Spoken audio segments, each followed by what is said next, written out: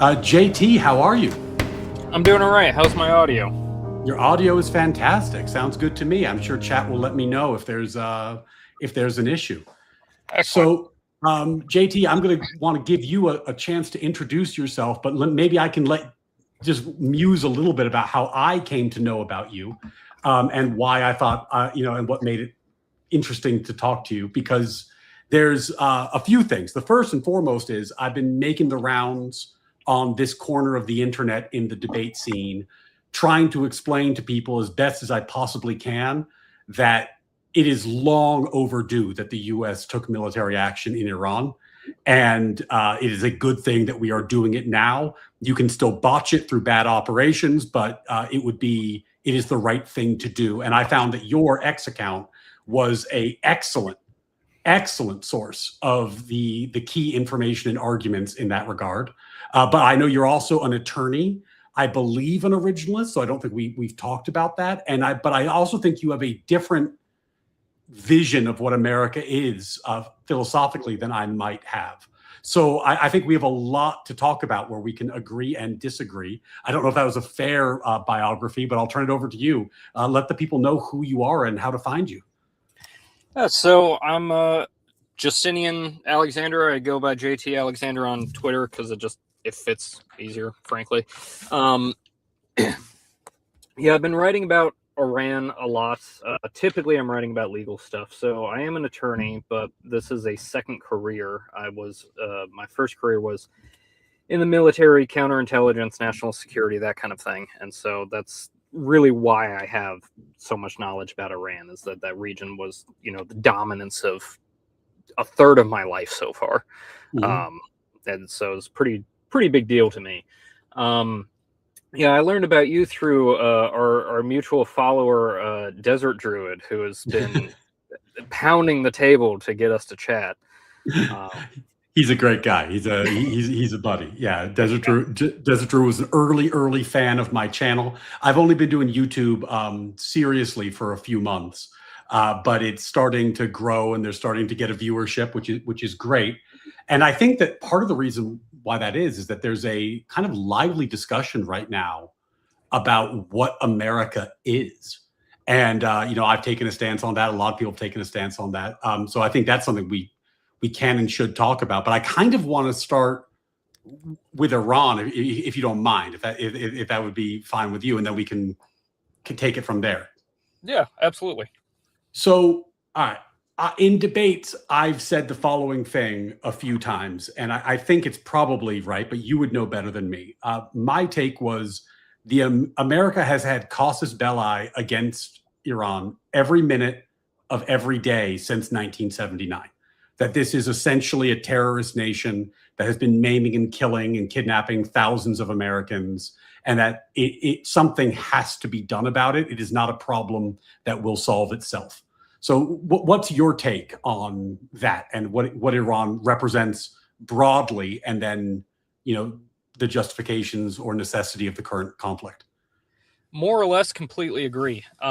So they're not only a terrorist state, they're also a pirate state, which doesn't get enough attention in the public consciousness. They have been boarding, attacking, taking hostages, just interfering with shipping through Hormuz for a very, very long time. They have a track record of attacks against Americans or Arab allies and international shipping going back decades. And that's setting aside everything to do with Israel for complete sake of argument. I try to explain to people, they have an orange-blue morality compared to us. The Islamic clerics, the Shia clerics in particular in Iran, they don't think the way we do. So when people think of them as a rational state that just wants nuclear weapons for self-defense, like, that is not true. They want nuclear weapons to use them. That is absolutely their intent. The other problem, aside from their kinetic action, is they don't know how to play. Well, maybe they know how, but they just refuse to play by international norms and standards. Their idea of self-defense is to take their neighbors hostage, as we have seen demonstrated, earlier this month when the war began. Even if they had nuclear weapons, it wouldn't have been able to create a peaceful coexistence. They wouldn't have achieved mutually assured destruction, and so all it would have done is turn into a bigger gun to shoot the hostage with, which we have seen they're absolutely willing and able to do. So yeah, they could not have been allowed to get a nuclear weapon, and we know for a fact that's what they wanted to do, and that's what they were working on, and that they were close to doing it. I don't really quite understand where the story of, oh, they don't actually have this stuff comes from, because Iran admits that they have it. Like, this isn't actually up to reasonable dispute. I don't know where people get this idea. Like, they seem to be projecting the Iraq didn't have WMD things onto Iran, but also, one, Iraq did have WMDs. It's a myth that they didn't. And two, this is a separate country we're talking about. These are not the same thing. So yeah, we absolutely have had casus belli against them for a long time, and I agree it was not going to get any better. And in fact, we can prognosticate about the future and maybe hope that it might have gotten easier at some point, but this is genuinely the hottest the iron has been in decades. I think the only time better might have been after Desert Storm to turn and attack Iran directly from there. That might have been the only point in time that we were stronger and they were weaker than right now. Yeah, and a few points there that just to like kind of volley it back to you. And I'm now parroting your X account, but if you just took the following data points, no other data points, you just took these three, you understand the belief system of the clerics who run this country, not the people, but the ruling clerics, right?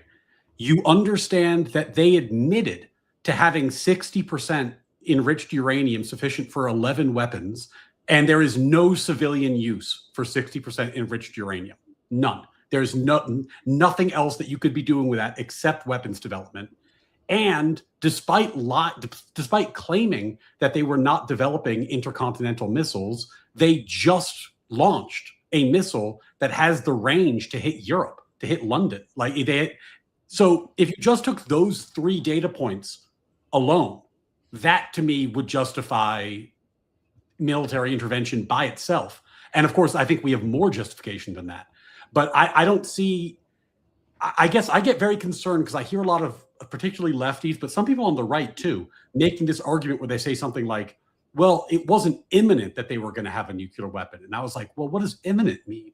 Like, do we have to wait till the day before, the week before, like the minute before? What does imminent mean? Do the missiles have to be in the silo? Do they have to have fuel in the rockets? Like, what do you mean by imminent? Because you're cutting these margins very fine when you're talking about nuclear payloads either being delivered by long-range missile system or just by, suicide bomber with the dirty bomb. Yeah, I can't be too specific because of my line of work. I will just say I absolutely trust and believe the Trump administration as far as the timeline. There is no cause for me to doubt what they were talking about as far as the timeline from now to a successful nuclear weapon. Okay. It's been a thing we have been tracking for a very long time. Yeah. So you said that this was the hottest the iron has been in terms of the moment. One of the pushbacks that I consistently get when I debate on this topic is people say like, oh, well, that's because Israel is controlling America and Israel is telling America what to do. And obviously Israel just hoodwinked Trump and that's why they're doing this now. What's your response to that line of argumentation? I think Israel might have been the bigger pushing party for it, but I don't think they controlled the decision whatsoever. And the reason I think that is that, first off, we have the first Trump administration made bullying Iran a top priority. The maximum pressure campaign was started by Trump 45, and it was very effective. And if not for COVID and our humanitarian relief, I think we might have seen Iran might have already had a popular uprising and overthrow throughout COVID if we had not let up the pressure. So it's unfortunate that we kind of missed that. But the timing is really important. As recently as 2017, fighting Iran would have been a region-wide nightmare. They had so many militias in so many places with so many good weapons, well tactically positioned, strong lines of communication, logistics, that it would have been a serious problem. And the fact that we were able to degrade that so effectively in this time is frankly a miracle, because it looked very difficult to erode within the rules we were playing in at the time. And then we get last year with the 12-day war, and I think what happened there was that was a genuine, I believe, genuine effort to just dismantle the nuclear program and no further.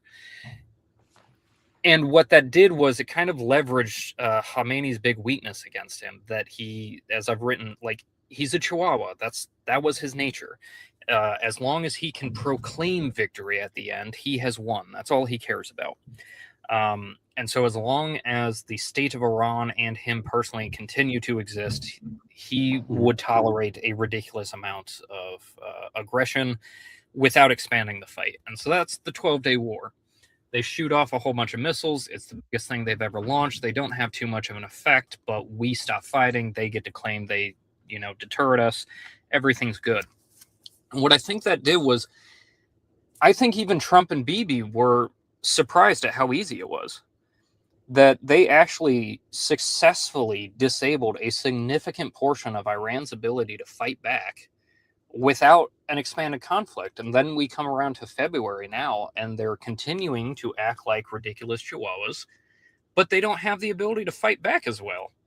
We know we can get in their airspace. We know we can hit their hard targets. We know exactly where everyone is. We've tested their response procedures and their initial retaliation mechanisms. Everything was perfect. The board was totally set. And so if Iran were negotiating with them and they're acting all uppity and insisting, still death to America, we're going to get nuclear weapons, you can't stop us even after you just bombed our nuclear plants, then yeah, why not take the opportunity? Especially, like, there's so many second and third order effects aside from just removing the nuclear weapons threat that, again, I don't think people appreciate how much of consumer pricing worldwide is a result of Iran's piracy. I saw an estimate that as high as 20% of international shipping costs comes from subsidizing the insurance to get through Hormuz. That's wild. Yeah, it's an enormous expense, and maybe we don't see all of that price decrease, but we will definitely see some. I think people's lives are going to get a lot better once Iran is off the playing field more than they realize. Well, that's my concern, is that I feel like at this point, Iran, it's just been demonstrated that Iran cannot achieve a military victory. Like, what they can engage in is asymmetric deterrence with the mines, with the drones, with funding terrorist organizations, and they can keep that up for a bit. Though their production facilities have been wiped out to a large extent, so even that will continuously start petering out over time. But their actual win condition is the survival of some semblance of their leadership, and America losing its will to fight, because Israel won't lose its will to fight first. It'll be us. Yeah. So really, that means it's a propaganda war. That's the playing field that they're on. And I guess I'm concerned by the number of useful idiots I see in online politics who are kind of carrying water for the Iranian regime with the way they talk about the conflict. Almost some of them even saying that they hope Iran wins because America's doing such a terrible thing.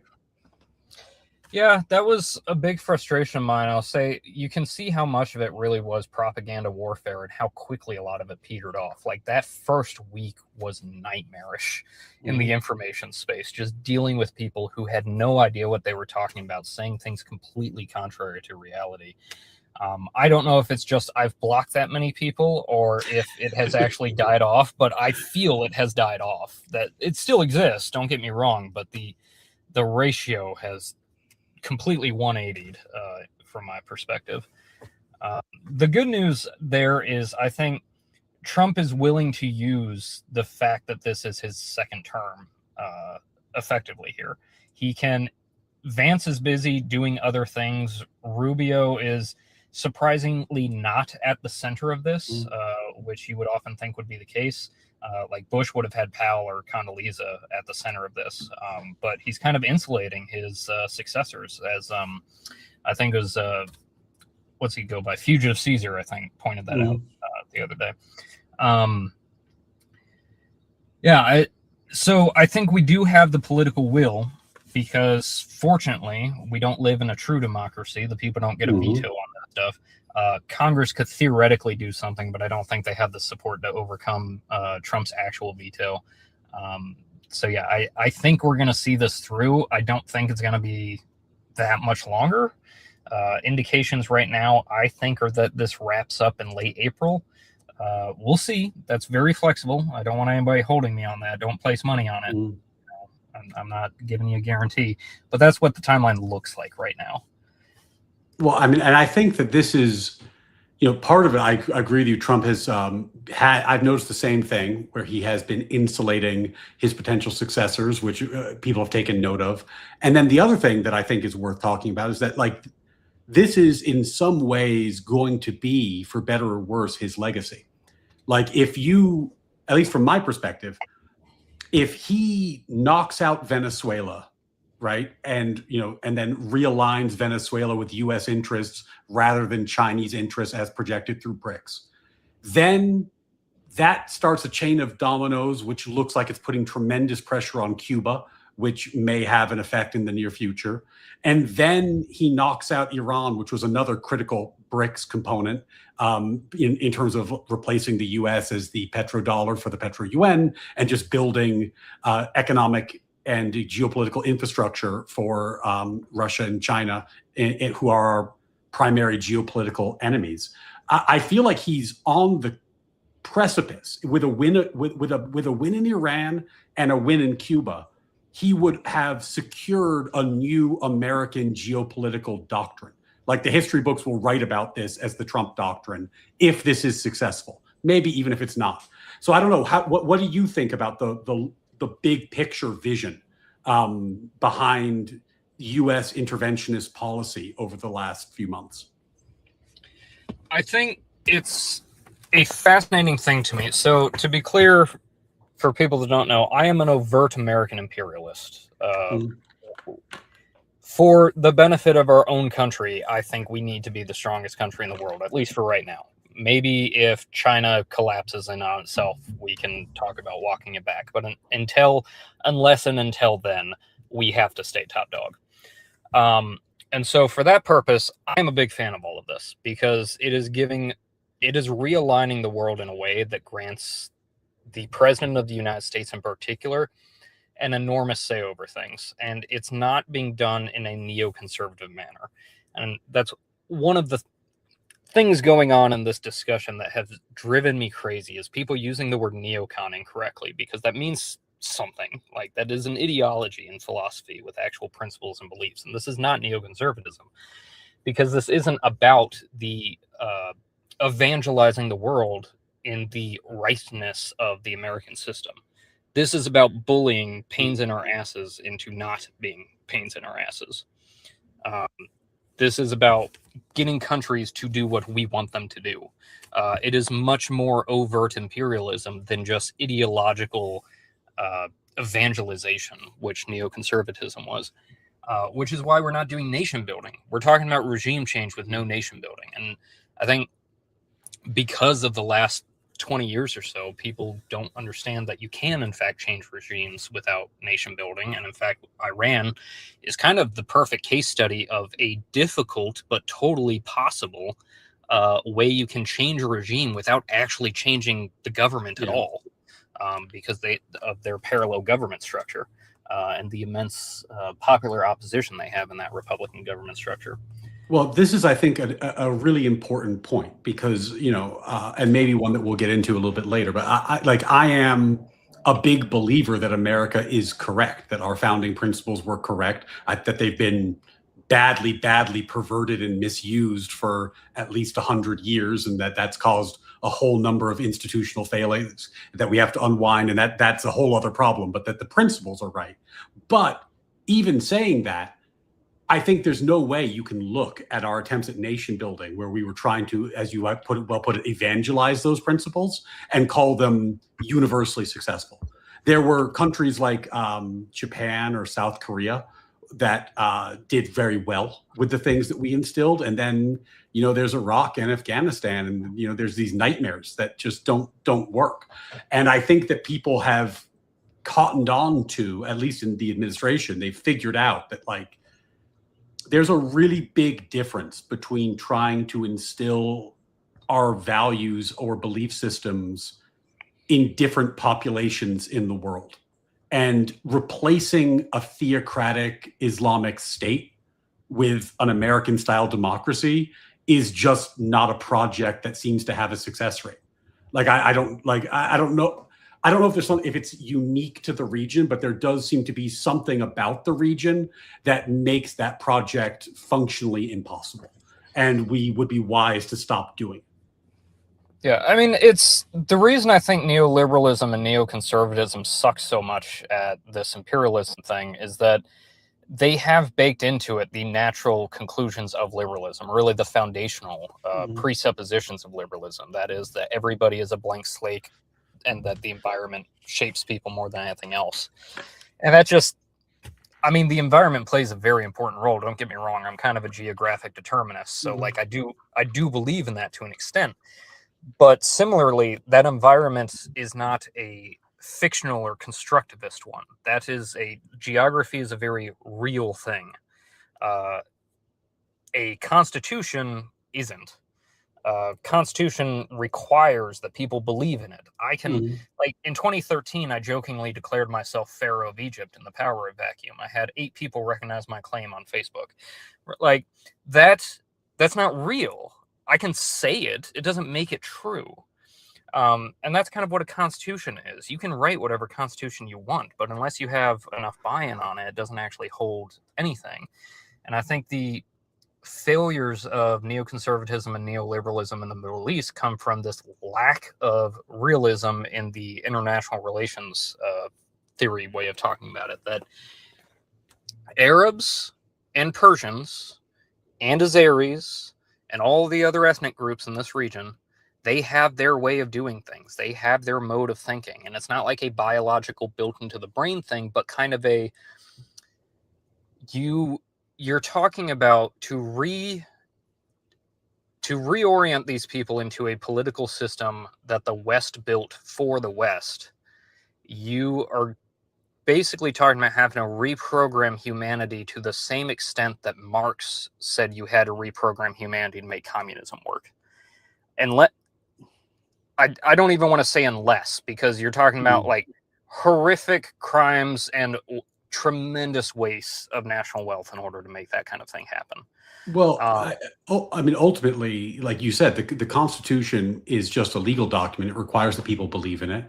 If you look at Russia's Constitution, it has grandiose promises of liberty, well beyond what the American Constitution promises, like incredible promises of liberty. But of course, those promises are all, in name only, because the Russian people don't actually demand them, and in practice, the Russian government does not grant them, and never has. It's just something they wrote down.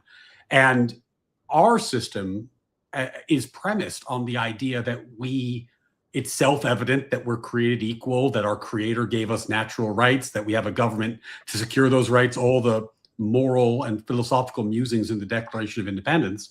And it works if you have a people who believe that is true, right? And fundamentally, I don't think that in Iran you have a populace that believes that is true. So if you handed them the U.S. Constitution, it wouldn't do anything, right? Like you have to have people, you have to have a belief system in place that allows for like classic liberal principles to work. And I just don't see that anything resembling that belief system in the Middle East today. Now that could change, and maybe there'll be an uprising, like you say. Maybe there'll be a popular uprising, and that might lead to fertile ground in the future. But that's not where we are right now. Yeah, Scalia would often say, like, every third-rate dictator in the world has a Bill of Rights. the document itself doesn't change anything. Now, I will say the point where I disagree with him on that is he would follow up and say it's the structure of the government that makes the U.S. Constitution work, because we have theoretically these powers balanced against each other. And I will say that's a necessary condition, but it's not a sufficient condition, because we still theoretically have those same structures, and we're barely 10 years removed since Scalia's death, and those structures are failing to work properly. And a big part of that is, I think, the fuel that the institutions run on, which in the case of law is people. We are taking in the wrong people. We're taking in crappy fuel, and it's degrading our engine and making it stop functioning properly. And that's where I would say that I think one point where we probably don't agree is the idea that the American founding principles were all great. Some of them, I think, have great ideas, but they're poorly thought out. I'd say freedom of speech and religion are really good examples that, in general, those things sound good. But if you start applying them quite literally and with extreme strictness, as we do in this country, you end up with legal recognition of Satanism on an equal footing as Catholicism or, the Southern Baptist Convention. And that's not what founders would have ever believed. That's not what anybody in this country before about 1930 would have ever believed. I'm of the opinion there are points where what people say is so dangerous or stupid that I do kind of believe they shouldn't be allowed to have a platform to say it. Now, I'm not talking about, I want, I don't know, I don't like this group of people or something. Like, that's not the kind of thing I'm concerned about. I'm talking about, like, the gender ideology stuff. I think that's a good example. Enemy subversion, like we have with the Iran information thing. Like, we should have tools to clamp down on that kind of thing, in my opinion. But yeah, that's... So I actually don't think... I think we disagree, but I think our disagreement is maybe more constrained than it might appear, because it's not that I don't think that these are hostile ideologies that need to be fought. I think these are hostile ideologies that need to be fought. But I'm reminded of this quote I love from Calvin Coolidge, who was a famous fighter of the progressives, where he said, "We do not need more intellectual power. We need more moral power. We do not need more knowledge. We need more character. We do not need more government. We need more culture. We do not need more law. We need more religion. We do not need more of the things that are seen. We need more of the things that are unseen. If the foundation be firm, then the superstructure will stand." And what I always drew from that is that I think the first failure in terms of like the classical liberal program was that we let the progressives convince us that classical liberalism meant that we had to be culturally permissive, right? Like, because I don't want the government to have the power to cram down on speech because I fear the tyrannical power of the government. But I also don't want communism to rise. And my solution to that is that we ought to be bullying communists. We ought to be making them feel stupid. We ought to be going out there and telling them that we're not going to hire them, and that they aren't welcome in our spaces, and that this is a very bad idea, and that they should be ashamed of themselves because we have a culture and we have a moral center and we have an understanding of what our values are. But the first move that the progressives made was they convinced people that to be classically liberal meant to be infinitely tolerant. And that, I think, is where the big mistake happened, because people accepted that.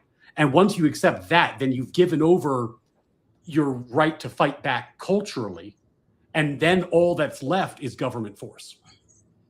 Yeah, I think that's a very good counter argument. It's very persuasive, because a lot of our stuff right now, I'd say, I was just talking about this, and I've spent all day doing like podcast type recordings with people today. So I was just talking about homeschooling with another one, Bungo Man on Twitter. Shout out to that guy. People should talk to him. So I was talking about homeschooling with him. And one of the things that came up there is the religious discrimination restrictions on religious schools. That even a Catholic private school cannot actually discriminate in who it's hiring to make sure they are Catholic, only in certain roles. And it's a lot more restrictive than people realize, which is why we have Catholic schools that are barely any better than public schools. They filter for poverty, and that's about it. Because we created a law that said you can't discriminate on a racial or religious basis, racial basis, ideological bases in some places. Washington, D.C. has like a political affiliation discrimination protection, which is funny because it's 96% Democrat, so it's almost never used, but it does exist. And those are all pursuant to like the 14th Amendment. So I'd say if you are correct, the 14th Amendment is the linchpin that needs nuked. Because that is the basis for taking all limitations off of the Bill of Rights, to where now the Bill of Rights ceases to function as a limitation on government and now as a proscription upon the civilization. Can I redirect your ire? Because sure. I don't totally disagree, but I think that the actual culprit is Wickard v. Filburn. Because that was the case that let basically it said that and chat will hear me talk about this constantly, so that they'll well know my refrain here. But it's the case that basically said that anything that touches interstate commerce, even if it's like 4 or 5 degrees removed, is interstate commerce and therefore can be regulated by Congress. And surprisingly, like the Civil Rights Act, you'd think it would be a 14th, 15th Amendment would be the constitutional basis. But even if the 14th Amendment is incorporated onto the states, that just limits the state's ability to discriminate religiously. But when we regulate private citizens' capacity to discriminate, that's the 14th doesn't get you there. The Bill of Rights doesn't get you there. What gets you there is Congress's interstate commerce power. And I think that there's a conversation that ought to be had at some point about the fact that we were promised a limited federal government, and we have nothing like a limited federal government. And as a result, we're constantly fighting this fight where it seems like we're saying, oh, the conservatives are in power, now we're going to stop the progressives. But even if we stop them, they've advanced the ball for 100 years, right? And if we stop them temporarily and then they keep advancing the ball, what have we done? We have to actually get here and start fighting back and saying like, no, the federal government should not be involved in this. Like there are things the federal government should not be involved in. The federal government should not be involved in religious schooling. It should have nothing to do with it. Why would it? The federal government should have very little to do with education, very little to do with marriage. Why would it? These are just not the federal issues. Yeah, you are right about that. And the Civil Rights Act and these the various titles that go along with it, they're all couched in the Commerce Clause. So like the Civil Rights Act, one of the biggest mechanisms for arguing why it was valid and legal and should be extended to other things on the state was interstate hotels. So you have a hotel on the interstate highway. Boom, Congress has jurisdiction to tell you who you can and can't take into your hotel. Yeah, I think that's absurd. Yeah, between how expansive the Commerce Clause is and how much leverage the taxing and spending power is, you're right. The federal government, like, we think of it as limited, but it's not. I don't think some people know, I guess, but I'd say the majority probably don't realize that, like, DUI laws, while I fully support them and I think they're good things, they only exist because the federal government is holding money hostage over it and telling states they have to have these laws. And that's really like the biggest way you can get the federal government to get state governments to do or not do something is offer them free money and tell them they can't get it unless they do this thing. Well, and this is the massive problem, right? Which is that people have, at least on my theory of things, the progressives convinced everybody that American values were bad. This is kind of the progressive move, by the way. They take something that works and then they break it and then they ask for the power to fix it, right? So that you can see that pattern play out over and over again. So they broke the American ethos by turning it into, rather than we're a country of individualists who take care of our communities because we're self-interested and the government interferes as little as possible, and we govern as locally as possible. And they made it, we're going to have a government that raises the citizens of tomorrow for a brighter future. And then as that's become increasingly toxic, they've added more and more and more and more to it until now. I hear, when I hear people say liberalism has failed, I disagree, but not for the reasons that they think. It's not that I don't think the current state of liberalism isn't a disaster. It's that I think the progressives basically convinced people that the word means something it never did. Like, could you imagine, like our founders with the idea that liberty meant that you could just do whatever selfish thing you wanted all the time? Like, they believed in liberty the way like Aristotle would, that like you have to give a man liberty so that he can pursue, the common good and the best life for himself. It's liberty, it's ordered liberty. It's liberty to do the right thing, not liberty to indulge in your selfish whims. And that requires a culture that enforces a common moral center. And as we've lost that, I don't know if we can retain it or get it back. But if without that, I don't see how you can even give people liberty. If you can't give people liberty if they're all going to pursue an infinite number of subjective selfish ends. Yeah, I think the reason I identify more as post-liberal than even classical liberal is that what you're talking about is basically that liberalism has to have a left, right, up, down limit. There has to be an end state box where you can't proceed beyond. Mm-hmm. And it just doesn't come with those safety mechanisms. So like freedom of speech and religion, again, is the example, is that how do we define what speech should be free and what religion shouldn't be? And I can specify specific things, but that's just me, right? If we want a government of laws and not of men, which that alone is a proposition I find dubious, but let's say that's what we want. How do we codify in a constitutional mechanism what the limits for restricting speech ought to be?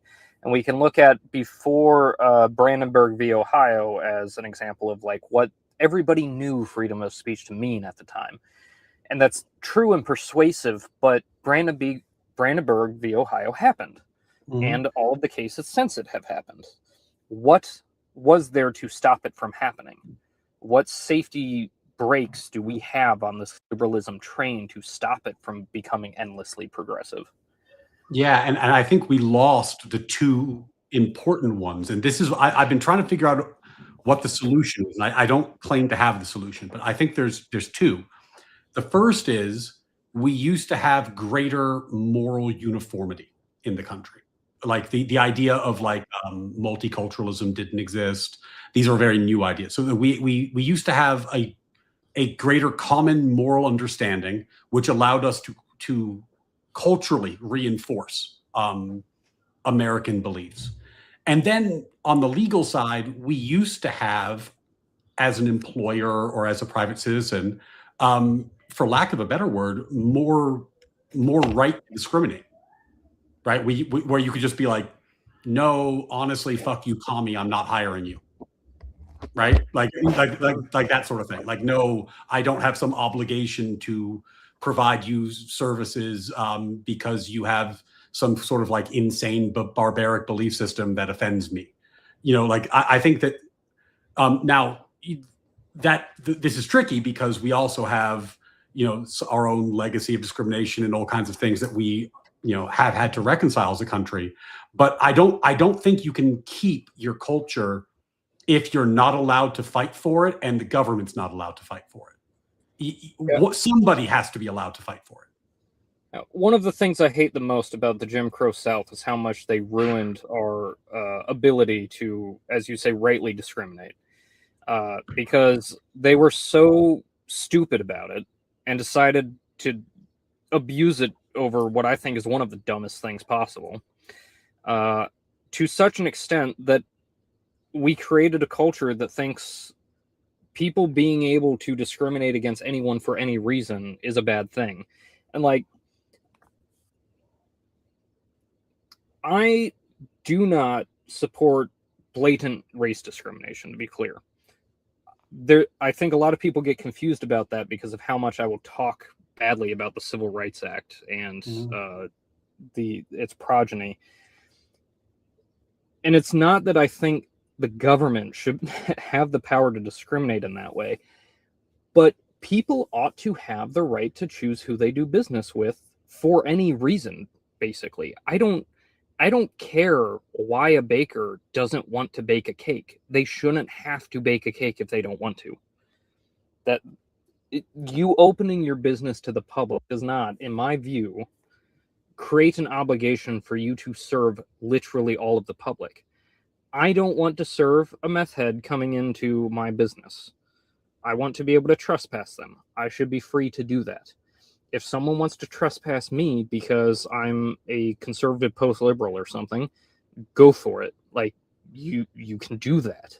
You should be able to, in my opinion. There's a lot of laws restricting people from doing that now. And that's, the weaponization of, as you said, the progressive zeitgeist that you can't do that everybody has to be treated to an infinite extent. And I believe in equal treatment in the eyes of the law, not between persons, not between employers, not between rental units or, mortgage companies and banks. You should not, landlords is a really good example. You should not be obliged to take a tenant that you are not comfortable with renting out your property. That's just, it's an obligation of you accepting an enormous risk. And not only does that seem to violate principles of individual liberty and violate the kind of constitutional principles that kept our society functioning, but also just seems bad for the market. How much loss do you think small landlords have suffered because of this? And it only ends up benefiting the huge companies who have diverse assets that can absorb those kind of losses of trashed apartments and units every now and then. Small-time landlords can't do that. One bad tenant can bankrupt a small-time landlord. Yeah. Well, I very much agree with you in this area, and I think that there's a one of the things that we've done, and he was referencing, just one housekeeping point. If you're putting in super chats or comments, we'll read some of them at the end. I don't want to interrupt the flow of the conversation, but if you're putting in stuff that I think is interesting, or if you're donating, I am not ignoring you. We'll do it at the end of the conversation. I should say that up front. But you were referencing what's known as the gay cake case, where it's the question was, if you're a baker and this baker in question had religious convictions and a gay couple wanted her to make a wedding cake, and she said no, the baker said no. I can't remember if it's a man or a woman. And the question was, can you be compelled to do that over your religious your religious commitments, even though the state has a law against discrimination of that type? And this raises a number of questions because, on one hand, the thing that got litigated at the Supreme Court level was your freedom of religion. And, the freedom of religion won, and you could not be forced to bake the cake against your conscience. But I think you raise a more fundamental question, which is, why should I have to assert a religious right in order to turn down a customer at my business? Don't I have freedom of association? Aren't I able to decide for myself who I serve and who I don't serve? And this is to me a great example of the idea that having more rights doesn't mean you have more liberty. It often means the opposite. If you have the right to not be discriminated against, that means that you must then create a government that has the power to enforce your discrimination. And then that power of the state will inevitably be used against you at some point. And you're, in fact, you might have this new right, but you're a lot less free than you were before. Yeah, I would say so. I saw this in prosecution a lot, that we've created so many rights for criminals that it is victimizing the populace. because we're so afraid of jailing an innocent person, which, like, I'll grant you, that's a reasonable fear. But we have such a fear of it that we have created infinite due process for criminals to challenge every little step of their prosecution, and then even continuing to do so after conviction. That the result is we have more crime than this country has ever seen before. I think the statistics are frankly underreported because a lot of cities have just stopped counting. San Francisco and Seattle, like, are go-to examples. They've stopped counting a lot of crime as crime. That's the reason it's not higher. There's also a weird fact that makes that almost tautologically true, which is it depends how you count cybercrime. Because, like, technically speaking, every time you get a scam email or somebody trying to steal your password or texting you with some obvious scam that they want you to click on a link or download, those are all criminal acts. Yeah, that's true. And they're not, and they're only possible in the digital age. But, like, you know, if you counted them individually, it would be like the craziest magnifier of criminality of all time. But can I ask you kind of a searching question? Because I don't want to lose the thread. If you're post-liberal, what would you, well, first of all, do you mean post-classically liberal in the way that I've described it, or do you mean something else by liberal when you say post-liberal? And if you're post-liberal, what would you replace liberalism with? So when I say liberal, I mean classical liberalism. I tend to use the term leftist to delineate modern, what people call liberals now, because they, first off, they're a huge coalition. They seem to have a fairly unified ideology, but not really. You've got neoliberals over there. You've got genuine Marxists. You've got what I would call post-liberal socialists, which, you know, have a lot of overlap with Marxists. Then you have just bio-Leninism that could be even totally separate from the actual economic ends of socialism. So I call all of those guys leftists. By post-liberal, I would suggest people read Patrick Deneen's books, Why Liberalism Failed and Regime Change, because So I'm going to back up a minute, kind of go back to an introduction for a second. So it's kind of weird to me to suddenly be in, quote, influencer categories because of my sudden size of following, because I do not consume this kind of content. I only got on Twitter about a year ago the first time because a friend of mine strongly suggested I do so. And at the time, I thought I had invented a political ideology idiosyncratic to myself. Then he tells me, get on Twitter, read this guy's book. It sounds very similar. And it was like reading my own thoughts back to me in much more organized and erudite fashion. And it, first off, is a huge white pill to realize, like, I wasn't alone. Other people had observed the same things I had.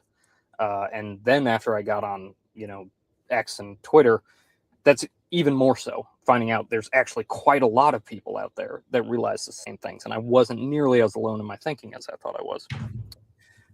So that's one reason I strongly endorse Patrick Deneen's books, because it was like reading my own thoughts back, but better. So I suggest those to people. But post-liberalism, he came up with the term. I'm adopting it to myself because it fits pretty much exactly with my diagnosis of things, is that there are things about liberalism that are very good. There is a lot of it that is bad. Basically, the lack of any brakes on the system is a major part of it. And so to put brakes on liberalism, you kind of have to depart from liberalism. To protect liberalism, you have to depart from liberalism. Liberalism is incapable of defending itself via liberal means. You can't, the crime is a great example. If we adhere to liberal principles, even if we eroded some of the due process we have now, we're talking about foundational principles that make catching up enforcement to the current crime rate effectively impossible. Beyond a reasonable doubt is a absurdly high standard in the modern age because of what people expect the evidence to be, not because beyond a reasonable doubt is itself a bad standard, but because what beyond a reasonable doubt meant when it was invented and what it means to someone in 2026. Sorry, I'm not sure if you can hear the plane flying over me. That's yeah. All good. Okay. But yeah, beyond reasonable doubt means in 2026 is something wildly different. Now everybody, like when I was prosecuting, I had to tell stores, if you don't have video, it didn't happen. Doesn't matter what it is. I've even put it to the test. I had some very, very good cases where we had stuff that was caught on video, stuff that wasn't caught on video. We would use the video to build up the credibility of witnesses. Everything they said was believed because it was verified. And then those same witnesses would testify to one or two things that wasn't caught on video. And we would see if that charge stuck. It never did. Because people expect there to be video at store. So if you don't have it, you're never meeting beyond a reasonable doubt. So that's an example of either we need to dramatically change our culture, which is far easier said than done, or we need to constitutionally change what our standard of proof in criminal prosecutions is. That's an example of what I would say post-liberal conservatism looks at the good things liberalism did and then says, all right, let's pump the brakes on it, clamp it down, fix it in position here. So we don't have the ideological constant progress thing, but a understanding of we have a society that functions pretty well. It's not perfect. It's better than most. We need to preserve it. We need to protect it. And so it separates a bit from just reactionaryism because there's no magical point where we're like, let's just wind everything back to 1990. I call those people 9-10ers, people who want to wind the clock back to 9/10/2001. It's not going to happen. History doesn't work that way. Legal things don't work that way. If you want a successful revolution that doesn't actually involve, extraordinary violence, the way you have to do that is altering what you understand the Constitution to mean, both culturally and legally speaking. And that's where I think Patrick Deneen's books puts that to writing much better than I can. So it's an interesting idea. So my critique of it would be the following. It's structurally, content-wise, it's totally different. But structurally, it's a similar argument in some ways to the ones that you hear on the opposite side of the ideological spectrum, like on the progressive side, for example. Because what they'll say is like something like, well, the American concept of individual rights and liberties and the American Constitution is too much of a break. It's too much of a break, and it's stopping us from creating the progress we want to create the just society that we deserve. So we ought to have living constitutionalism, so we can just amend the Constitution without having to go through the correct process. So things like that, right? Like that's their justification. And I'm hearing kind of a mirror image of that justification here, where you're saying, because we need to clamp the brakes on, we ought to, do X, Y, and Z, kind of like anti-liberal, anti-classic liberal, or anti-constitutional measure. And I guess I'm suspicious of the rationale, because I guess like once you take away both the ideological structure of the country and the guardrails, I'm not sure what ideology takes over from there. Like it might be yours, it might be the Marxists. Like I don't know. Like what if we get rid of the underpinning philosophy and the guardrails? Who knows what comes next? That's one of the reasons I'm a big fan of changing things within the constitutional structure, if at all possible. I would rather not this be done just through judicial activism. If that is the manner in which it has to be done to avoid wanton violence, then I am for it, but I would prefer to stick to amendment processes and repeal or restrain the amendments that have steered us wrong and put in new and improved guardrails against it. I think fundamentally, more than a constitutional structure, how we organize like the legal I shouldn't say legal industry, the judiciary in particular,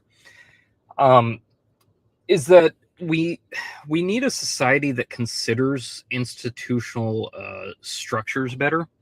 One example of where progressives have just done tremendous damage is democratizing the legal industry. Bringing everybody who wants to be a lawyer in to become a lawyer is a great way to kill your legal structure.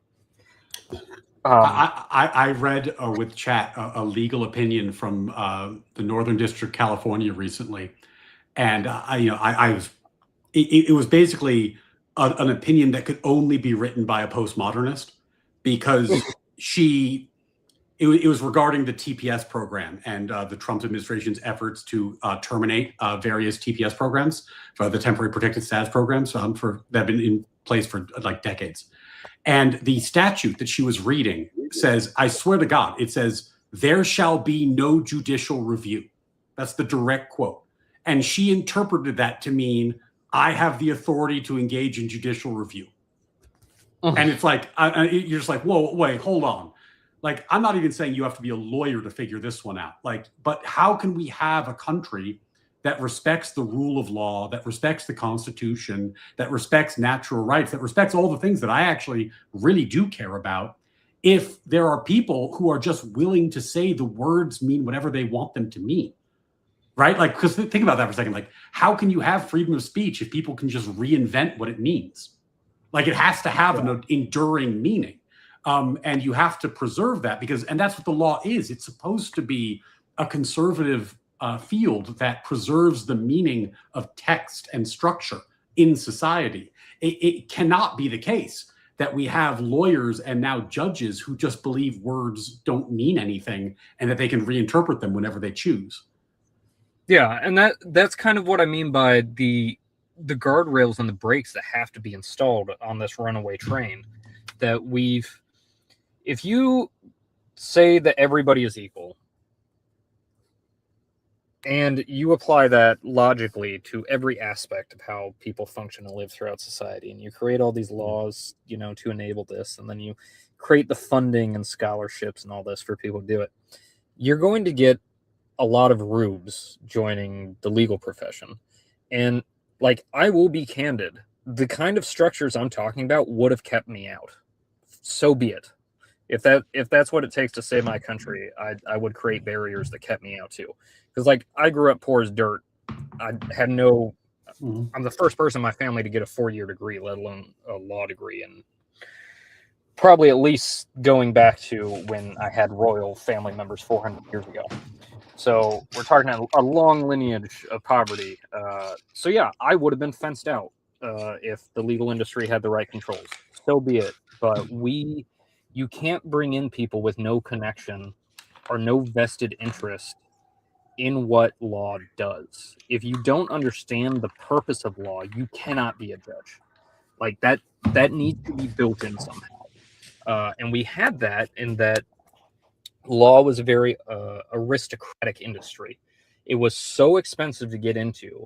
The barrier to entry was so high because only the wealthy could afford to do it, that pretty much the only people with the interest and money to do so were the children of other lawyers. And so you create these families of legal dynasties, more or less, that their family lineage has a intrinsic foundational attachment to the function of law.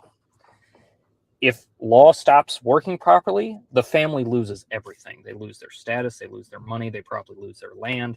Like, they are ruined. It is a very much a aristocratic way of doing things. And the result of that is a correctly functioning judiciary that is inherently conservative. I don't care how activist you want to be, the law should not ever be activist.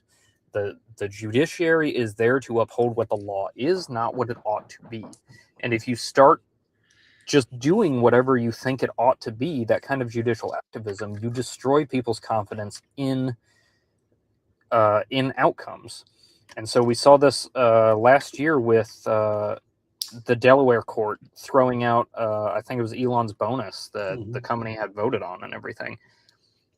Well, what you just did there was scare off corporations from the state of Delaware, because the whole reason they were in Delaware was that everything was super predictable. Everybody knew what legal outcomes they were going to get. Now they don't.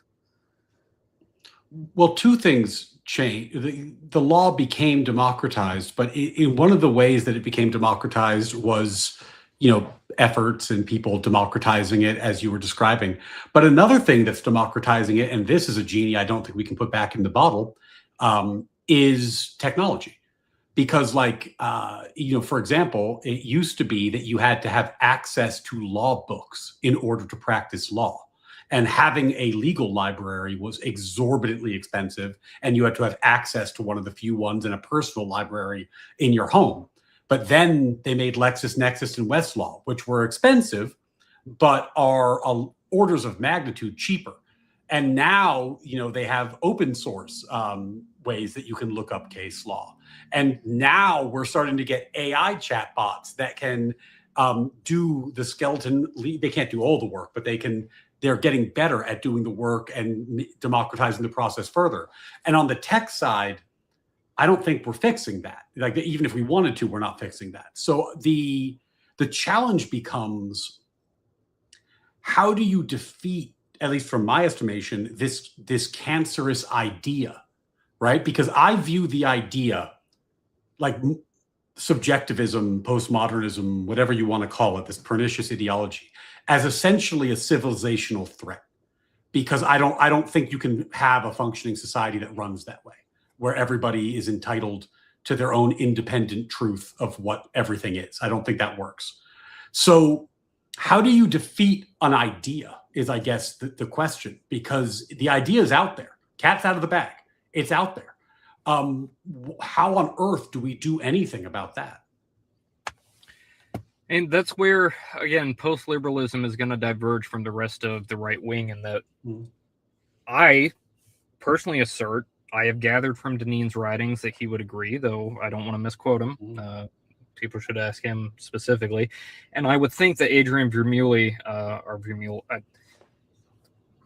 side tangent, because of the fact I don't actually consume, internet influencer content, I actually don't know how to say most people's names properly. Totally fine.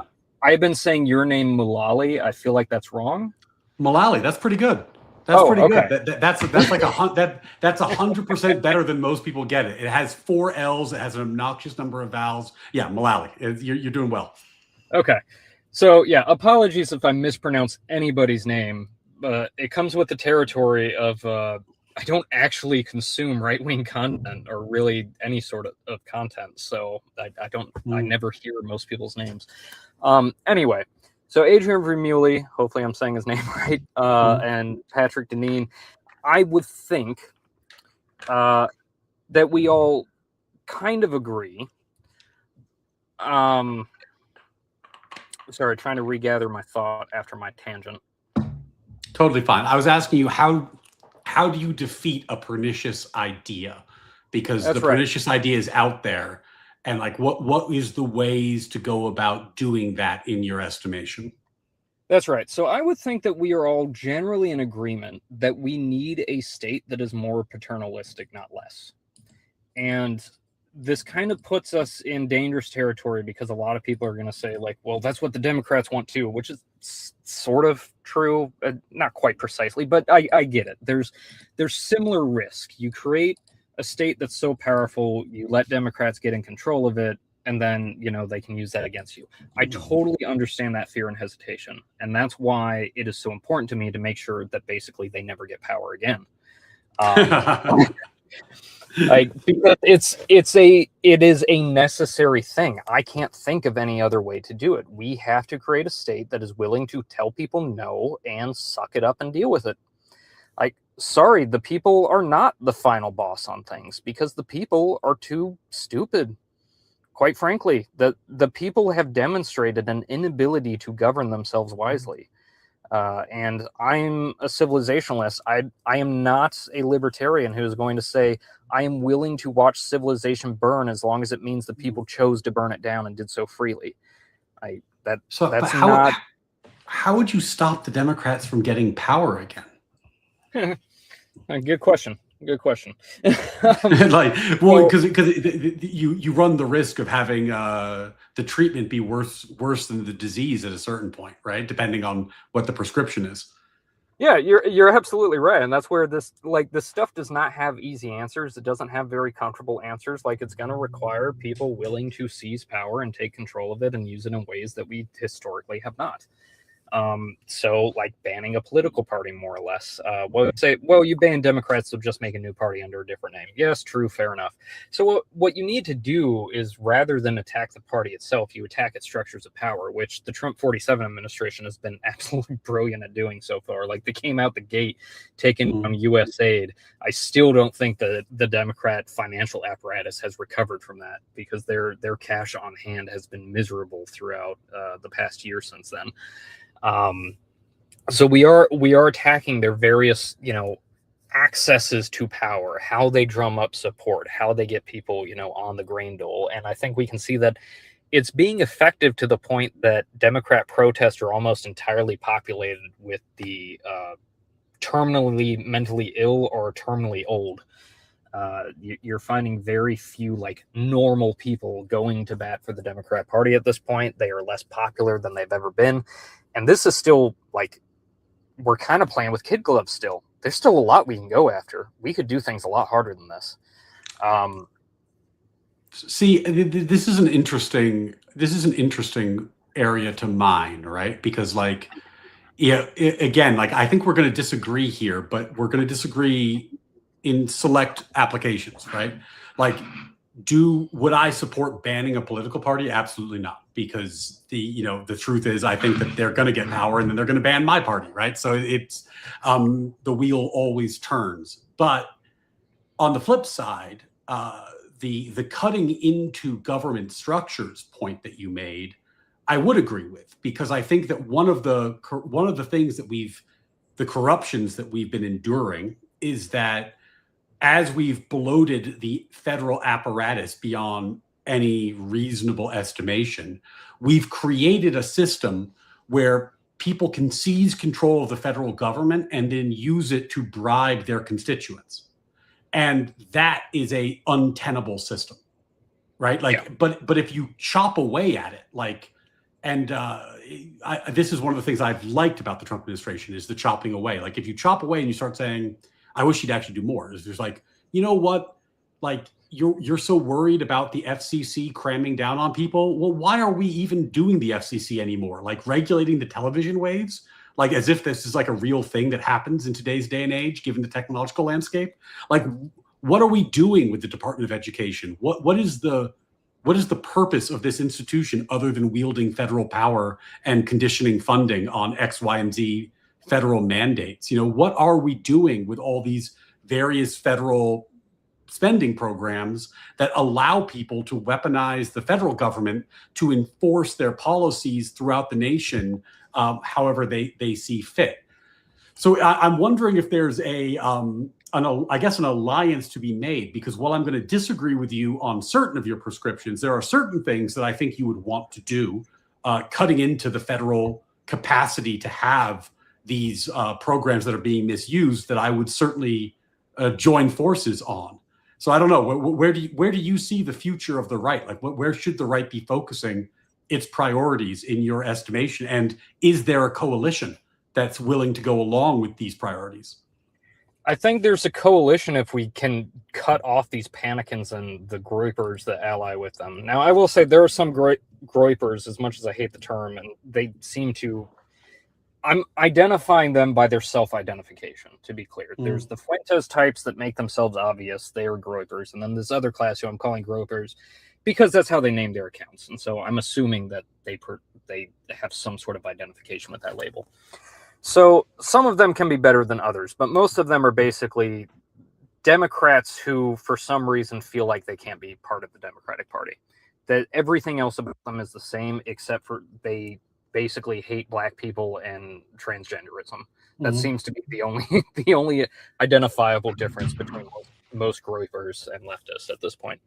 So if you can cleave off those people, you can cleave off panicans, I think you absolutely do have a coalition, because there's like Aaron McIntyre is a great example of a guy that, like, generally he and I seem to agree on like 90 to 95% of everything. And I think we're polar opposites on the Iran war. he has a good argument about why not to do Iran, which is mostly about timing and priorities and whether it should be done now. And like, I disagree, but fair enough. That is a understandable argument. The argument that is subversive and doesn't make any sense and doesn't comport with reality and is basically leftism in disguise is we should be allies with Iran because they hate Israel. And like that's not the real world, homie. That it just don't work that way. Well, yeah, I mean, like, look, geopolitically, there's team civilization and there's team opposed, and people might hate Israel for a variety of reasons, but they're on team civilization. Yeah, right. Like it's not actually more complicated than that. Yeah, it's so. Aside from those people who are basically the political equivalent of hysterical women, there is absolutely a right-wing coalition kind of united by something is obviously wrong. The Democrat Party is the one advancing basically everything that's seriously wrong right now, and we must oppose them.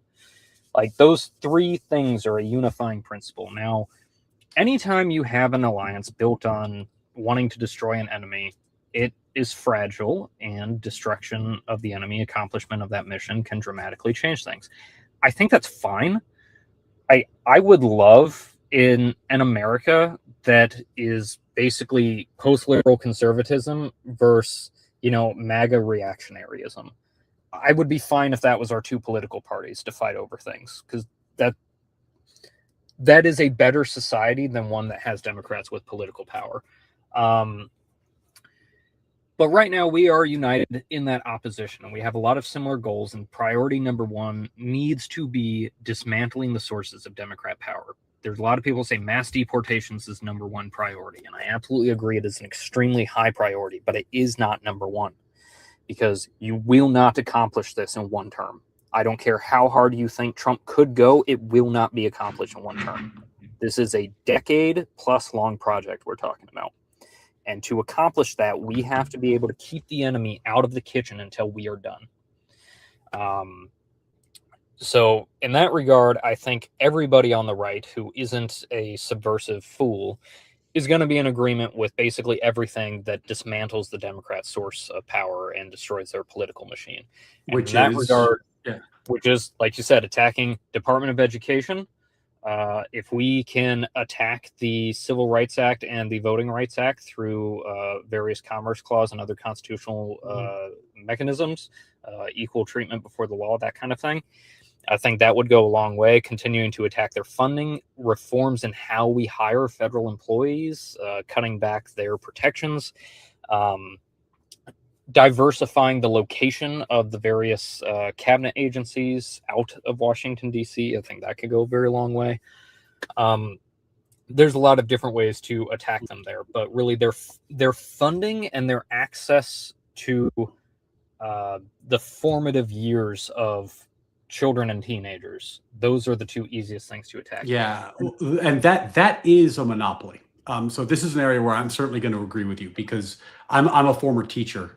And however, whatever extent you in the audience might think that educational training is ideologically captured, you couldn't possibly fathom how ideologically captured it is.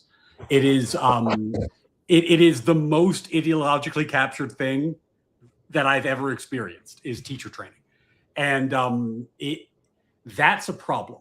And one of the things that that concerns me about federal overreach is I think it breaks down the natural competitiveness between the states, where when you have less things are national and more things are local, it's easier for people to do what people have started to do with Texas and California, where they just say, like, well, God, why are we living here?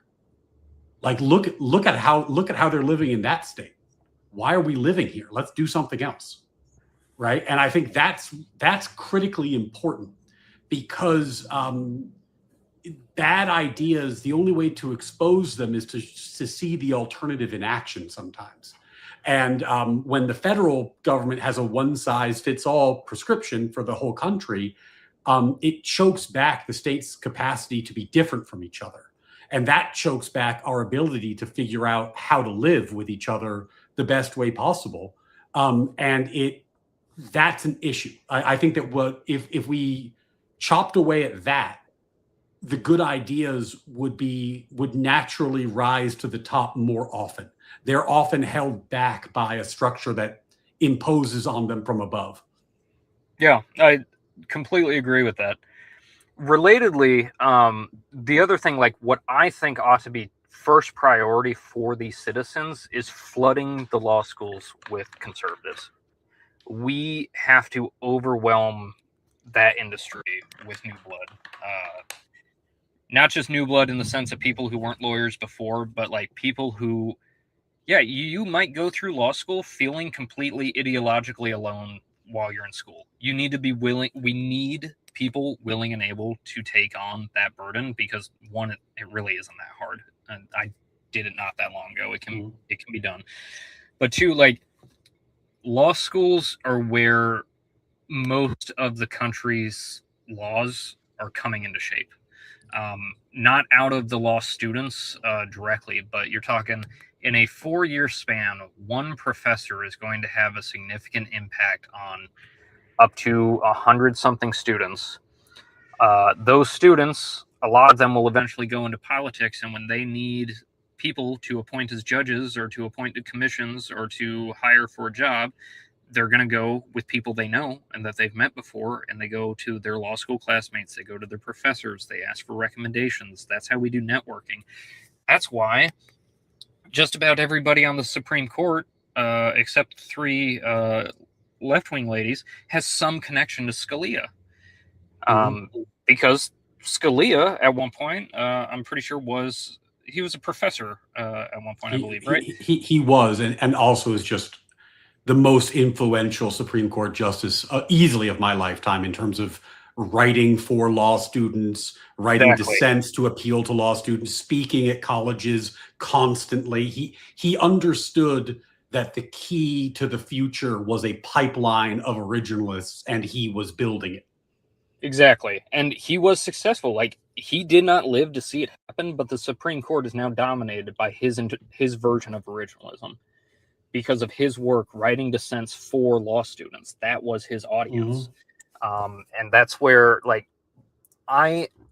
so in your introduction, I did note that you said I was originalist, or you thought I was originalist, I should say, which is sort of true. I don't know for sure exactly where I am at this point, so I hesitate to put a name on it, but originalism is absolutely superior to living constitutionalism and pragmatism, I'd say. It's better than intentionalism, but I'm not sure that it still works properly because there's provisions of the Constitution that actually don't have an original meaning. Like the 8th Amendment is a good example. Yeah. You can documentally prove that nobody who enacted it knew what it meant. They didn't even agree at the time of enacting it what it meant. So there's problems with originalism, and I really like Vermeule's description of common good interpretation, common good conservatism. I haven't fully thought it through, but I find that appealing.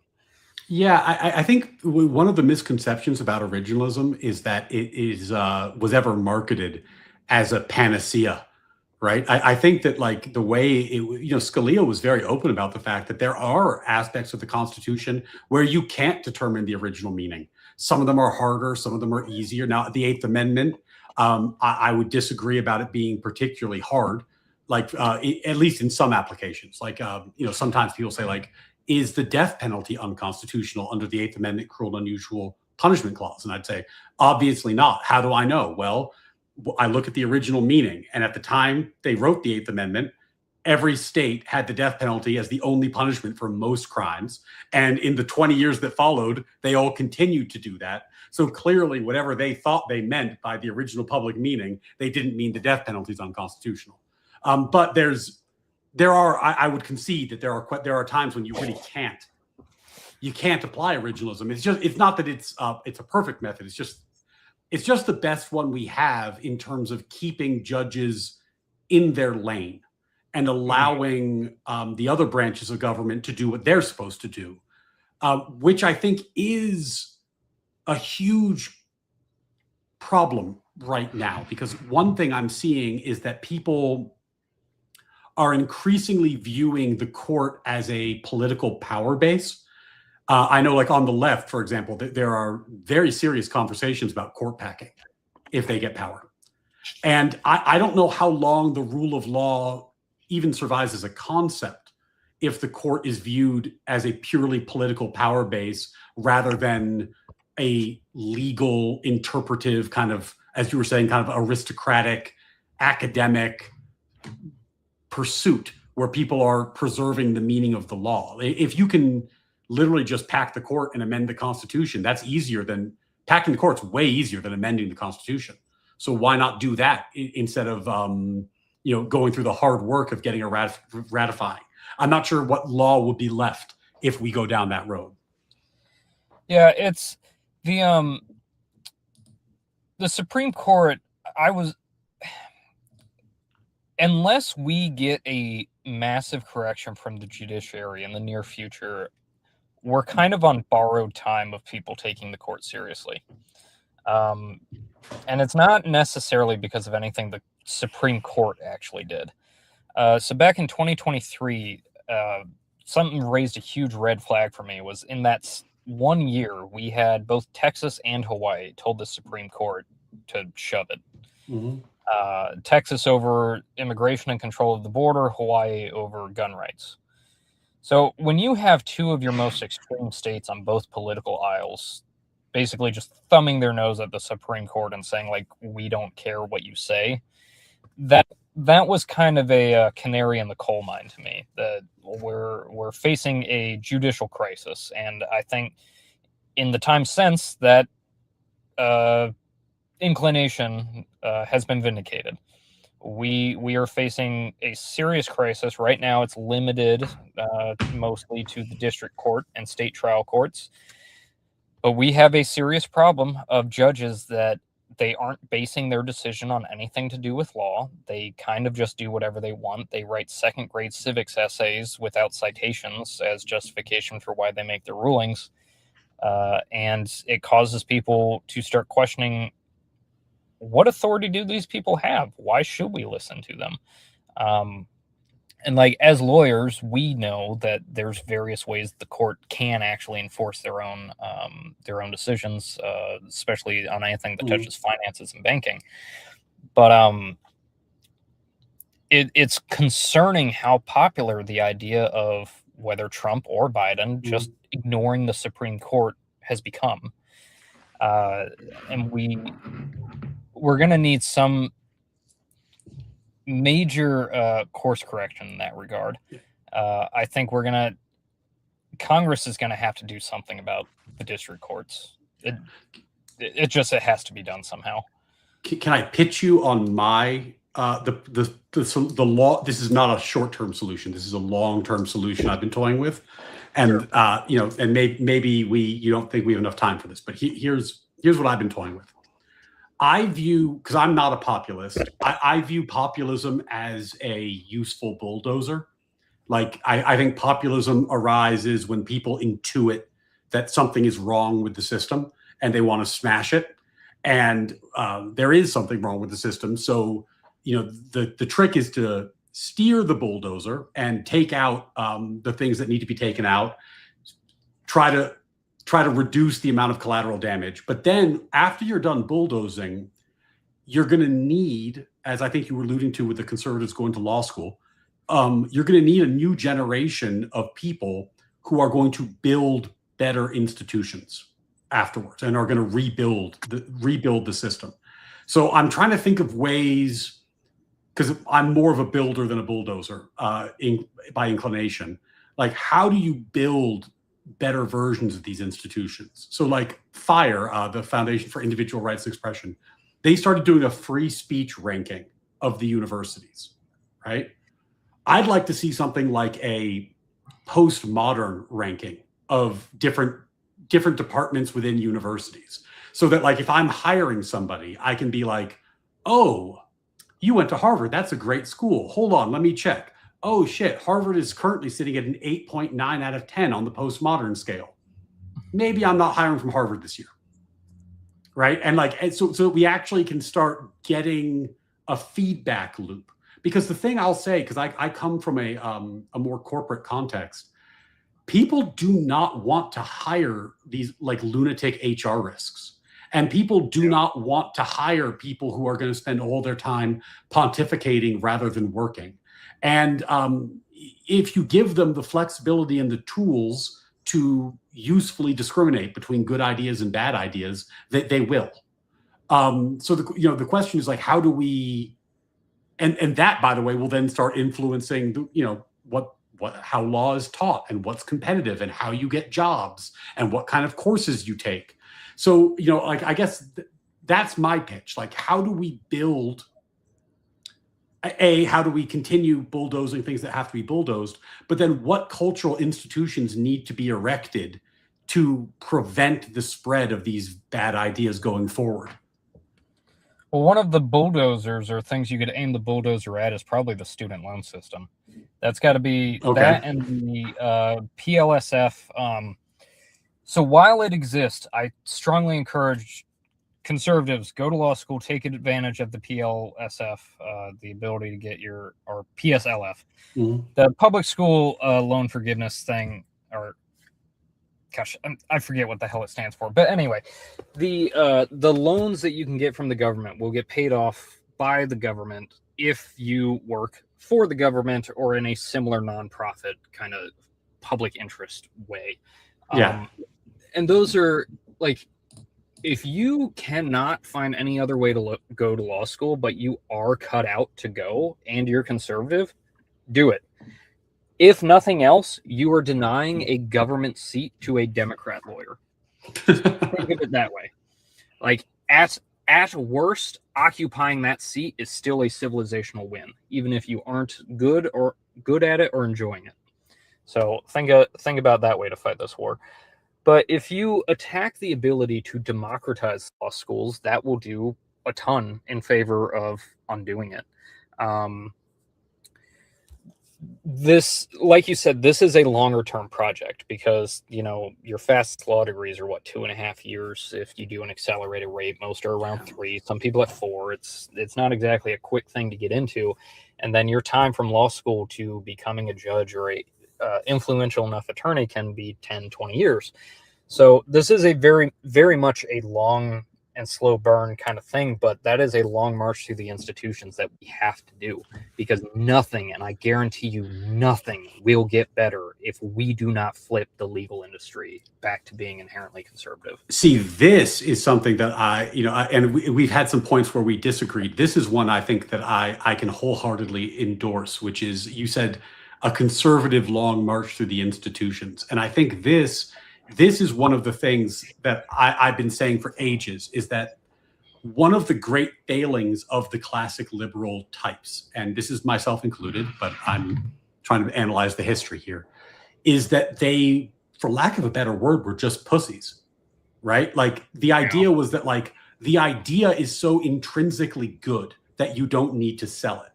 Well, it's like, well, everybody else is selling their ideas, right? The progressives are having their long march through the institutions. That's how they got their foothold in all these institutions. But uniquely, the people who identified as classic liberals didn't just view it as a restriction on government power, which I think is correct, but also a restriction on personal agency. Like, because I believe in freedom, I ought not judge how other people use their freedom. Because I believe in free speech, I ought not criticize other people's speech. And that's insane. That's actually insane.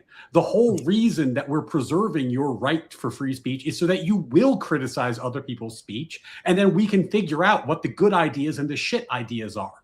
And if you're going to sit there and say, like, well, I believe everyone has liberty, that way I'll never criticize somebody doing insane, selfish things because it's their right to do so. It's like you're confusing a theory of government with a theory of morality. And I think that the classic liberals, that's where they really dropped the ball. And at the very least, there needs to be an aggressive reassertion of, like, a muscular American, even classical liberal might be the wrong term, like American liberty-focused philosophy, where we're saying, like, We have a culture. We have a culture, and it's our culture, and it's the one that we want, and we're going to fight for it. And if you tell me that I ought not do that because, you know, I shouldn't be criticizing your speech because I believe in free speech, you're misunderstanding my principles. I'm saying the government shouldn't constrain your speech. Nothing about that says that I can't call you a fucking idiot if you're a fucking idiot. And that's, I think, it drives me crazy when people sit there, parroting my ideas like a skin suit and then saying that it requires this kind of infinite permissiveness that I think really is the root cause of a lot of our problems. Yeah, I'm inclined to agree with that. Like, one of my biggest pet peeves is somebody saying, like, I don't agree with your speech, but, I'd die for your right to say it. Like, no, I will not. I am not willing to die for transgender ideology, period. I don't care what you clothe it in. You can clothe it in freedom. You can clothe it in American freedom of speech and freedom of religion, but I don't care. I'm not supportive of it, and I'm never going to be. Yeah, and you shouldn't have to be. The government should not be able to compel you to be supportive of something that comes against your moral compass, right? Like, because that's the risk always, is that you're going to have, someone gets in power and the government comes down and says, no, actually, you must be supportive, right? Like, this was the old Jordan Peterson issue. If you don't use the pronouns, then we're going to fine you, and if you don't pay the fine, then you're going to go to prison. Yeah, and it ties right back to kind of the beginning of the conversation where you get these principles that are supposed to be limitations on the government becoming obligations upon the people, which is just, it's like a satanic inversion of what was supposed to be a fairly free, but as you said, ordered liberty society. Nobody in American history before about 1930 would have ever said the First Amendment protects Satanists. No one would have thought that. But if we say everybody has freedom of religion down to the extent that we do now, you can't even say, I don't want to hire this guy because he's a Satanist. See, this is an interesting fact pattern. So let's run through how I would look at it, and then you tell me how you would look at it, because I think there's points of agreement and points of disagreement. I have not yet come up with any principled basis for the government to limit freedom of consciousness. So, like, if the government can pick which religions are the good religions, that seems like eventually someone's going to get in power I don't like, and they're going to pick some religion. They're going to pick Satanism, and they're going to say that's the only religion. That strikes me as a problem. On the flip side, I should absolutely be free not to hire a Satanist because they're a Satanist. And I should be free not to associate with them. And I should be free not to welcome them in my business, right? Because, like, the corrective measure for a truly bad idea is that you get shunned out of polite society, and then you have to go live on the fringes. Maybe that doesn't work because of the internet, so you can live on the fringes of the internet quite comfortably. But, like, that seems like the corrective measure to me, is that, like, you're like, I'm a Satanist, and people are like, get the fuck out of here. But it sounds like you're saying more that the government should be able to say you are not free to be a Satanist. Like, we can imprison you for being a Satanist. Well, not necessarily imprison, but for example, like, the Church of Satan should not have the ability to sue the government to stop people from putting up 10 Commandments displays. Like, because they're not a serious player. Like, that's not, I look at it as a case in controversy issue. A Satanist should not have standing under freedom of religion, period, because they're not a serious religion. And if they were serious, that means they are necessarily anti-civilization and anti-American. There is no argument that anybody can come up with that will convince me the Satanist should have a legal standing to stop someone else's religious practice in any context, really. Mm-hmm. So it's not necessarily that I want the ability to jail them, although I certainly want to care. But that we shouldn't have laws that treat things as equal that are unserious. Pastafarianism is another good example, like separate from Satanism. Did you say Rastafarian or Pastafari? Pastafarian. So it's kind of gone out of style, fortunately, but about 10, 15 years ago, there was this trend of like this fake religion worshiping a flying spaghetti monster, and they wanted to wear, a colander strainer on their head for driver's license photos. And they actually sued, and courts had to uphold, like, yeah, they can take photos with, a pasta strainer on their head because of freedom of religion. Like that. I want a government that takes itself seriously enough that it doesn't entertain that bullshit. Like, this is obviously a joke gone too far. So it sounds like, and I'm just trying to take apart the idea because I haven't really given this a lot of thought. So let me see if I can grapple with this. It sounds like what you're saying is, like, in the freedom of religion context, you're advocating that the religion should be understood to mean a religion with a history and tradition that dates back to at least the time that the 14th was ratified, if not the time that the Constitution was ratified. Meaning it has to be a religion in the classic sense of the word, right? So like the Abrahamic religions, I guess the deists, because we were around back then. But like anything that's kind of newer than that would not be within the realm of what's serious. I think one thing I've struggled with over the years is trying to come up with, well, what exact verbiage would I use for this restriction? And that is a challenge. I will grant I don't have exact verbiage, but you just said something kind of gave me a really good clue. The current standard for Second Amendment, apply it to the First.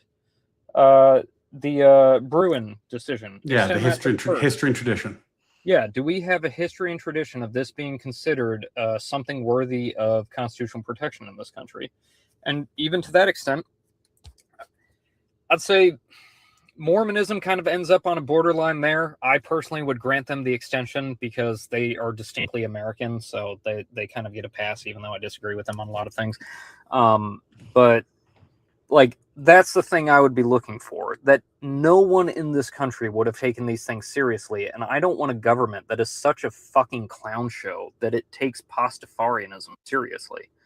Or the Jedi Knight thing. That's a good example. I can't remember who told me about this, but they said they knew someone whose son was killed in Iraq, and the military gave him just a generic secular funeral, despite the fact he was Catholic, because on his dog tags he put Jedi.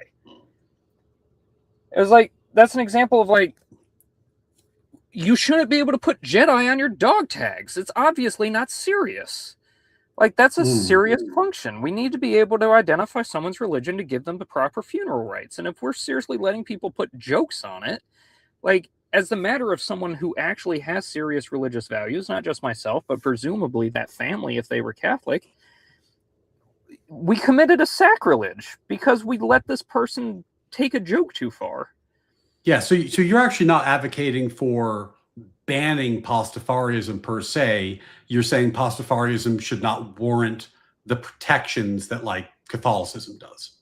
Yeah.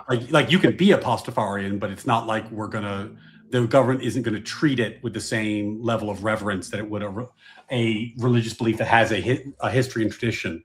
I guess the other way that I could try to conceptualize that, and again, this is kind of a new idea for me, so I'm just trying to run with it a little bit, is you could put an objective test, like, because if you litigate religious freedom, there have to be a sincerely held belief.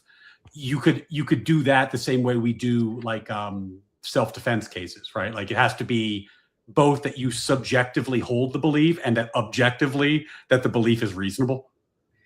Like, yeah, but I think history and tradition works better, personally. I think it does, because while there is the standard in law of a sincerely held belief, courts generally basically take that for granted. They say we're not going to seriously inquire whether someone is sincerely holding these beliefs, which is kind of the problem, I think. And now, granted, I don't want a court, trying to invalidate my Catholicism because I have a profanity problem, right? Like, we don't have to be perfect adherents to our religion to be serious about it. Mhm. So I totally understand like the hesitance that people have, but that's where I'm saying like the system needs to take itself seriously. If a judge took himself seriously, he wouldn't be trying to invalidate somebody's beliefs for these silly reasons. So I like the idea of an objective test, but I do understand why that could be concerning to some people. I do like the history and tradition thing because at the very least it forces a judge to try to explain why they think Pastafarianism has some historical tradition, which would be a very amusing exercise. That would be a funny case. Now, here's the weird part about this. If you took the history and tradition sense literally, atheism was actually not a belief system that would have a rich history and tradition at the time of the founding. Like the it people, wouldn't. yeah, like the most atheistic people were the deists, right? Like, but like that's as far as it went, which is a very different thing than being an atheist. Yeah, I would look at atheism and apply the law to it the same way we kind of do like the difference between restrictions on speech and compelled speech. Like you have a freedom from religion, but you don't get standing to invalidate other people's religion just because you don't have one. Interesting. And that's kind of the way I would look at that, which again, this mostly comes up with when local communities vote to have their city council like put up a 10 Commandments display for Christmas or something like that. Like, yeah. Historically, throughout America, that was never a problem until atheists and the Church of Satan started suing over it within the last 50 years or so. So we're coming up. We're at 7. I know we said we're going to go till 7:30. There's some, by the way, chatters. If you have comments that you want me to read or questions, I've started a bunch of stuff that we'll go through in like 10 or 15 minutes or so. But if you have questions for him or for me, please feel free to put them in, and I will note them for the end. But so we've talked about a bunch of stuff tonight, some of which we've agreed on, some of which we've disagreed on, like the banning political parties. We disagreed on, some of the more structurally aggressive stuff you've talked about. I wouldn't go in for. But there's also kind of like the broader question about the future of the right. So we're coming up on a post-Trump world pretty soon.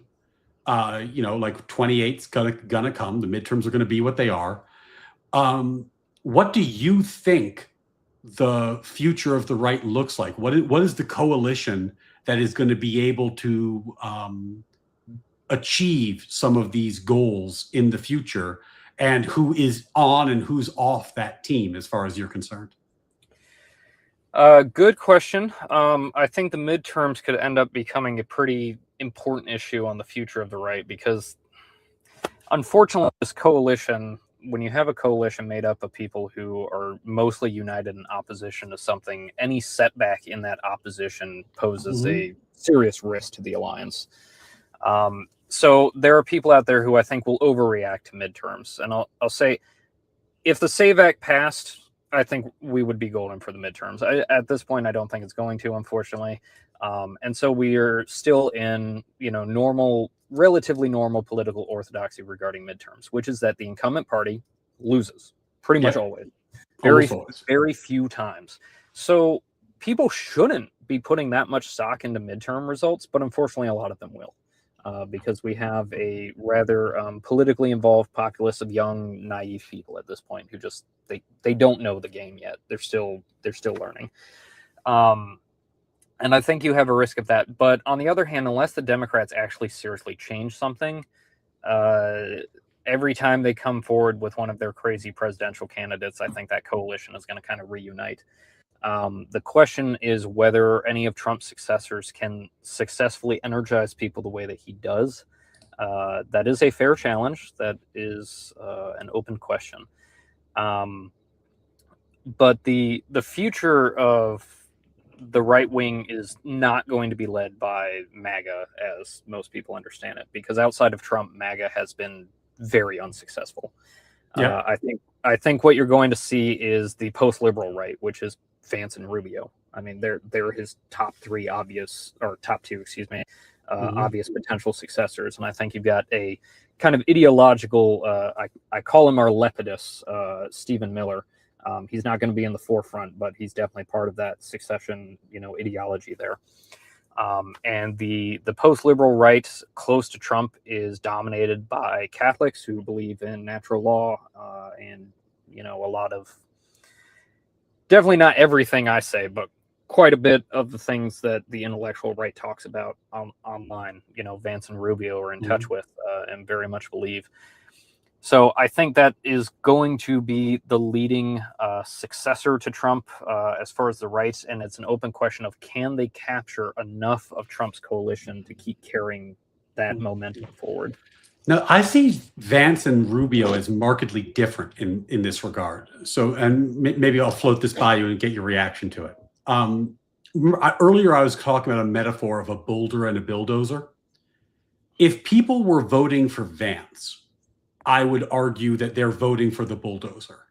But if they're voting for Rubio, I think they're voting for the builder, because Vance is kind of the successor to the Trump's populism. But Rubio's main claim to fame is competence. He's just he's just good at running the government, and he's good at accomplishing things. And I don't know if people are ready to start building or if they want to bulldoze some more. And I don't have a good read on that. I don't know. Do you think that's a fair analysis, or do you think that the Rubio and Vance are more similar than they are different? I think that characterization is pretty accurate. I'd say Vance definitely has some, builder capacity to him, but I think, general broad strokes, you're probably right that Vance is kind of the outsider who is infiltrated. He sees a lot of things wrong. He very much he is friends with Deneen. We know that he read Why Liberalism Failed and he gave it a positive review. He's done that publicly, and it seems like he has adopted a lot of those views, which frankly involves a lot of bulldozing. But you're right that Rubio is basically a hyper-competent politician, not just in his ability to actually do politics, but in almost everything he does. And so I think if those two end up running together in either order, which I think most likely at this point it would be a Vance-Rubio ticket, but there is potential for Vance to be vice president again if he wanted to. That if they are together and the succession is clean and they are united from the beginning, they're going to be a freight train. They're going to be so hard to stop. Because as much as Trump has a magnetic and powerful personality that nobody in our lifetimes is going to be able to imitate, but Vance and Rubio's actual political intelligence and competence is orders of magnitude greater than even Trump's. He just has some sort of mean magic and mandate of heaven that makes everything he does work. But these guys, do not mistake me for saying that Trump is stupid. That is not what I'm saying at all. I want to make sure people are clear on that. I am not diminishing Trump's intelligence at all, but Vance and Rubio are built different. Those are extremely intelligent guys, and they know where the levers of power are. They know how systems function, and they are very competent in what they do. I think they would be a very powerful team together. Yeah, and this, I think, circles us a little bit back to the beginning of the conversation, which is Iran. Because I agree with you, the midterms are kind of baked into the cake at this point. And then one post midterms, you're going to have a level of obstructionism that's going to, I think we've already actually exceeded the level of obstructionism that the right had during the Obama years, but it's going to be an order of magnitude higher than it currently is post midterms, more than likely. So I think a lot of this is going to turn on Iran. If Trump is able to successfully execute his foreign policy vision and land the plane and sell to the American people that he just preserved their future against the encroachment, of China through its proxy states and from a hostile theocracy, then that's something he might be able to sell. On the flip side, if we still have troops in Iran in 2027 going into election season, I think the right's in a lot of trouble, no matter how good Vance and Rubio are on the ticket. Frankly, if this isn't done by midterms this year, I think then it turns into more of a political loss than gain. And I say that as one of the biggest Iran war hawks around. This needs to be wrapped up definitely before midterms. I would say by July, or it becomes a major problem going forward. And that's the thing about managing expectations. I think if we went to war with Iran and put boots on the ground and we're done within a year, militarily speaking, that is absolute dominance. Mhm. But the American populace has certain expectations that would not satisfy. So that's why this needs to be done even quicker and cleaner than that. I am hopeful and assessing as of right now that boots on the ground, if it even happens, would be for a very limited raid or assault mission. I don't think we're talking a serious campaign. Yeah. But that said, Trump is very good at following through on madman theory of diplomacy. So I mean, I think this is going to be a big one. And then since we're ending on this, which I've been told by people that I typically crushed in debates, but not by anyone whose opinion I've valued so far. But I just want to run it by you, since I think your area of expertise, your expertise in the Middle East is far more than mine. I've been trying to explain to people the difference between fighting for oil and fighting for the petrodollar as a motivating factor, where, like, I don't think we're going to go and capture Iran's oil and steal it and take it back to the United States. I don't think that's a serious thing, and I don't think it should be taken seriously.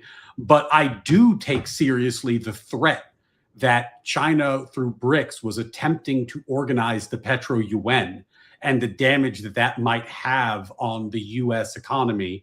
And I viewed China's willingness to invest in Iran and Venezuela as a symbol of its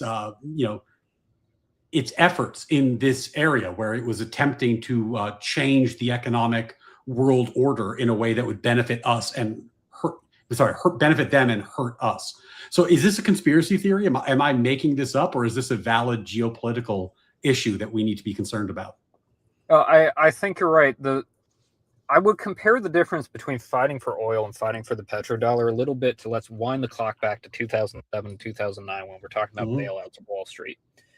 If the housing market was all that the housing market crash affected, there would have been no bailout.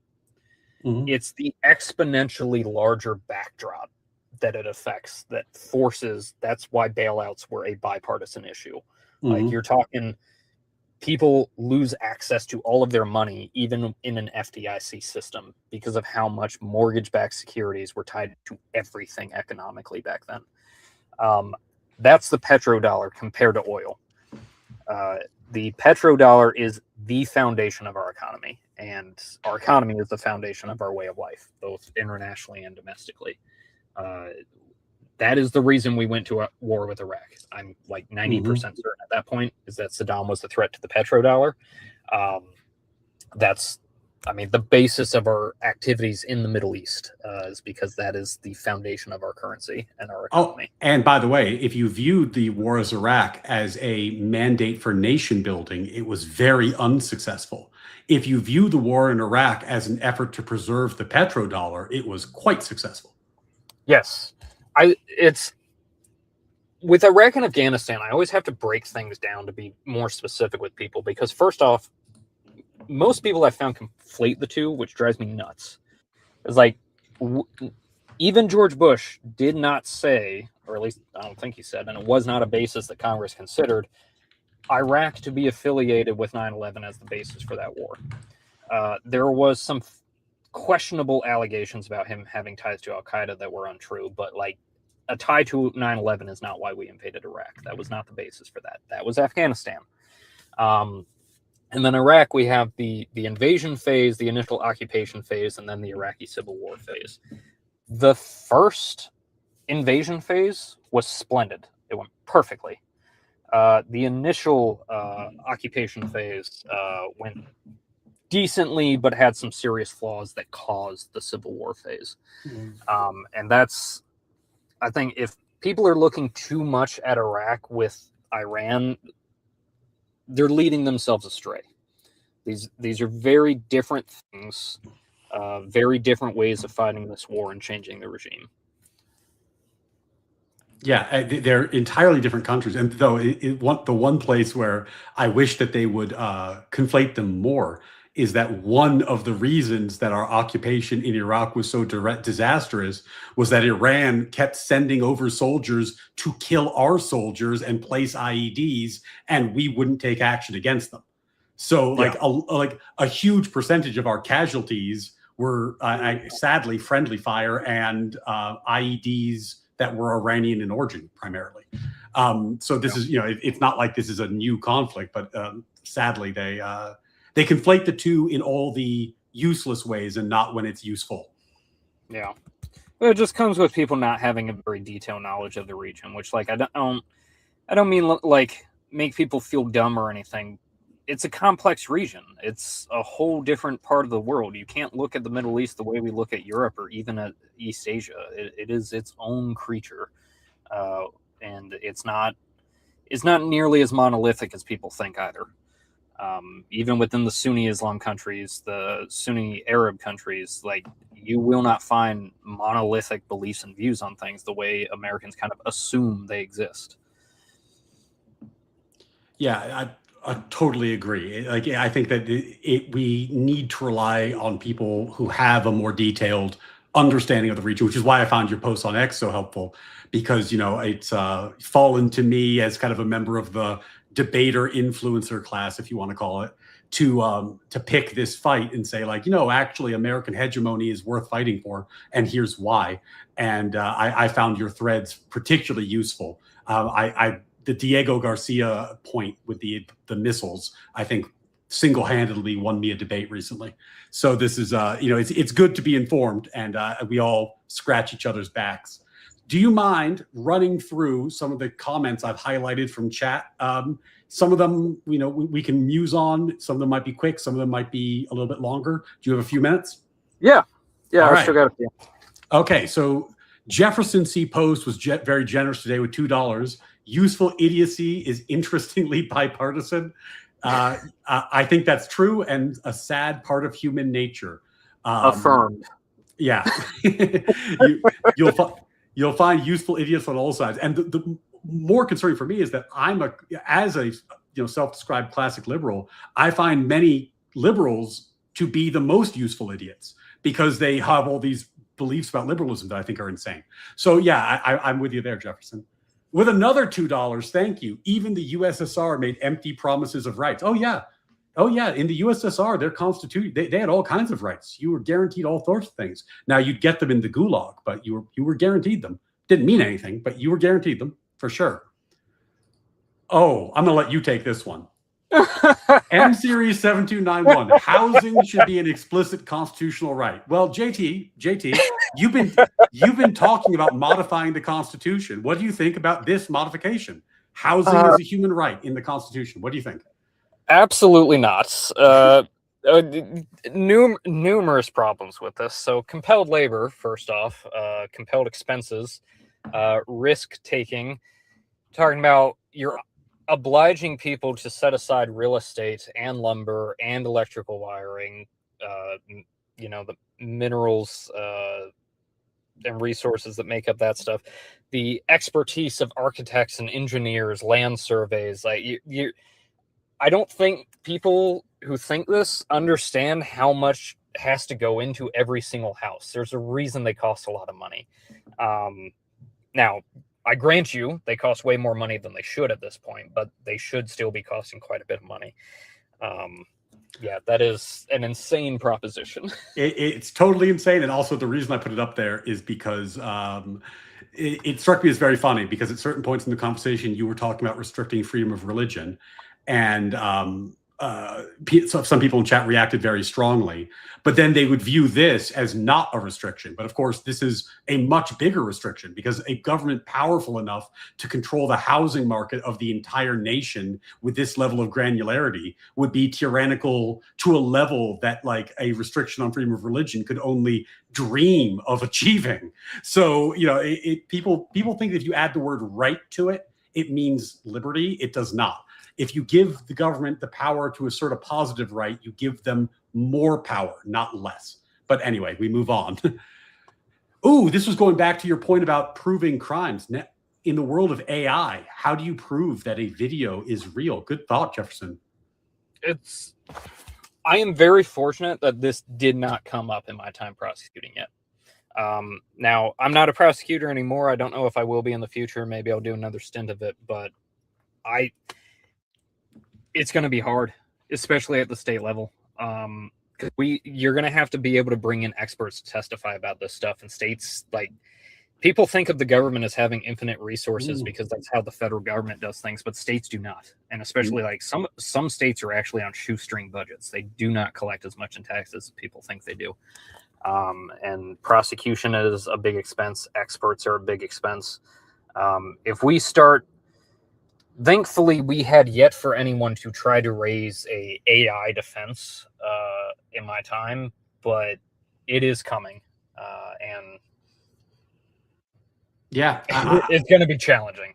Honestly, I'm a big fan of the Dune series, and AI makes me think about, in Dune, they had to move away from computers eventually because they became so problematic for society and like Skynet-y, and they went to all these various human solutions. And I'm beginning to see a little shade of that. Like in an AI world, I'm already starting to prioritize human interactions differently, where it's like I want to talk to somebody who can speak extemporaneously.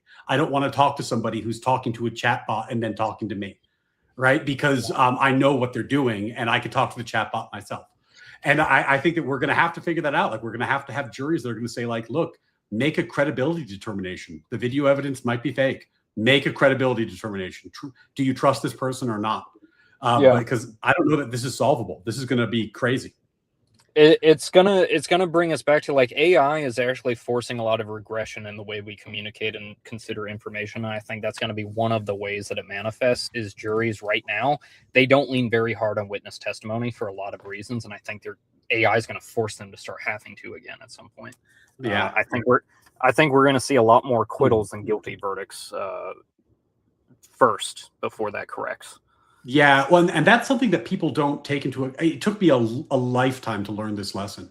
People will say things like I'll be like, oh, well, the marketplace of ideas will catch up. And then they're like, we'll see, it's not catching up. And I always thought that was a real criticism. And then I realized later, the marketplace of ideas is incredibly messy and full of noise. Like you're absolutely right. There will be like a wave of acquittals. There'll be a wave of nonsense, and we'll figure it out eventually. But like the fact that we'll figure it out doesn't mean we'll figure it out like cleanly. We'll figure it out with like a lot of disaster. That's how people learn. They don't learn in this like perfect way. And here Jefferson C. Pose with another 2. Thank you, my brother. Centralized control allows centralized perversion. Yeah, I think that's right.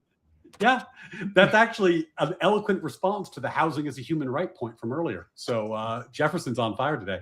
Oh, the counter I would say to that is that decentralized control allows this decentralized perversion, which is harder to stop, frankly. But this is a valid criticism of civilization. Oh, this is a series of them. So I'm going to show you 3 in a row. This is from our friend M Series 7291, who brought us housing as a human right. So you loved his previous ideas.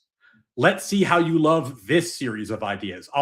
There's 3 in a row. I'll read them to you and then you can give a response. We should be allies with Iran. Iran is great. Israel represents the dying past and Iran represents the future. So, Justinia, what do you think about our friend M Series' new idea for geopolitics?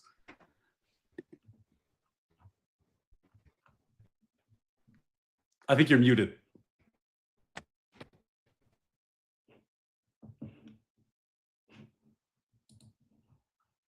Oh no, I think we lost your audio, my friend.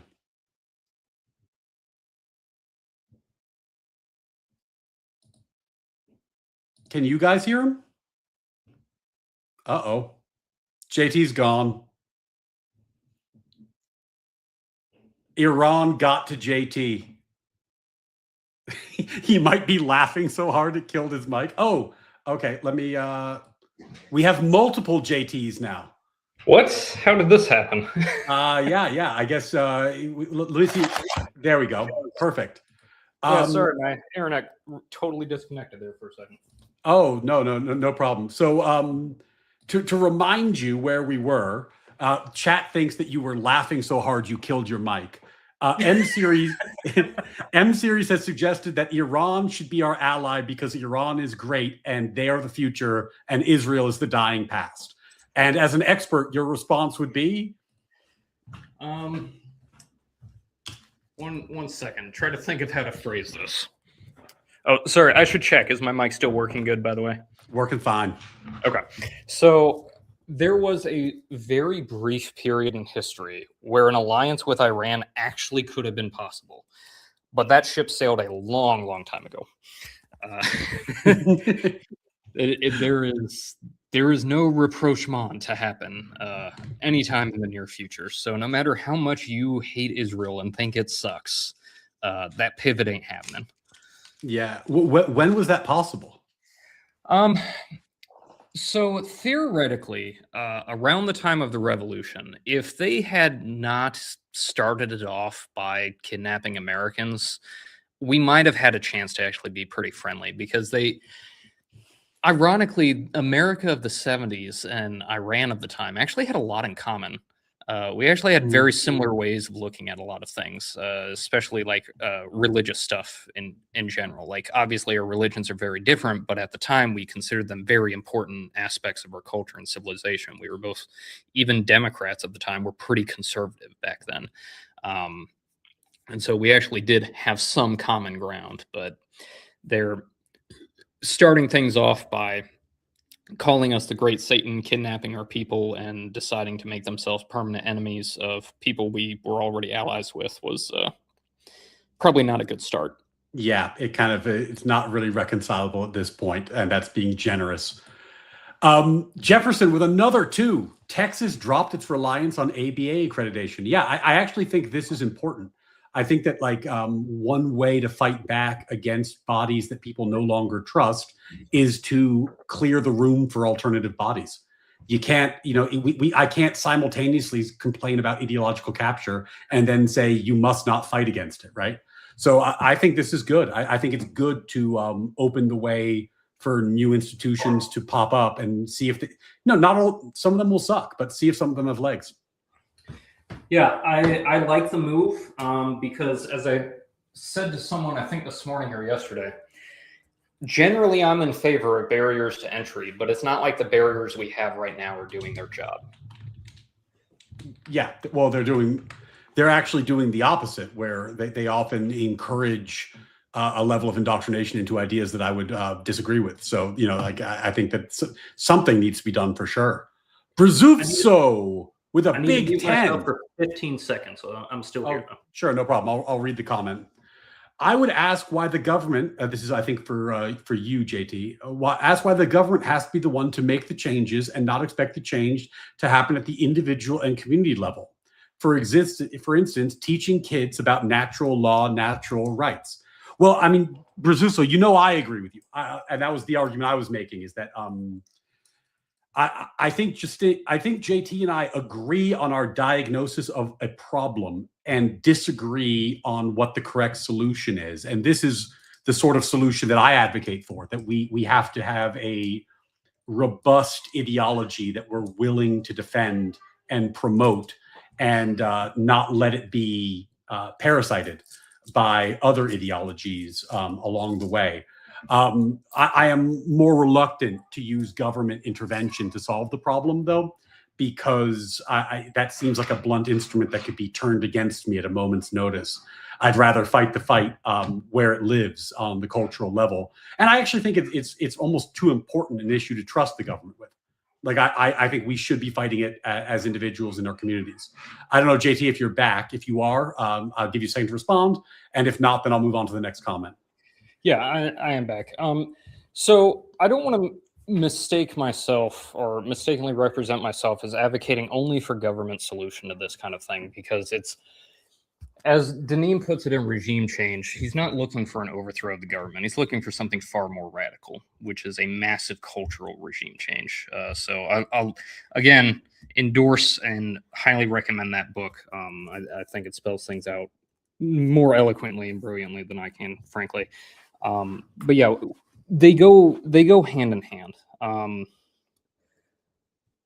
Law typically creates the environment that the market lives in, and then the market drives what happens within the civilization, because that's kind of how capitalism functions. I can quibble about whether I think that's ideal, but that's what it is.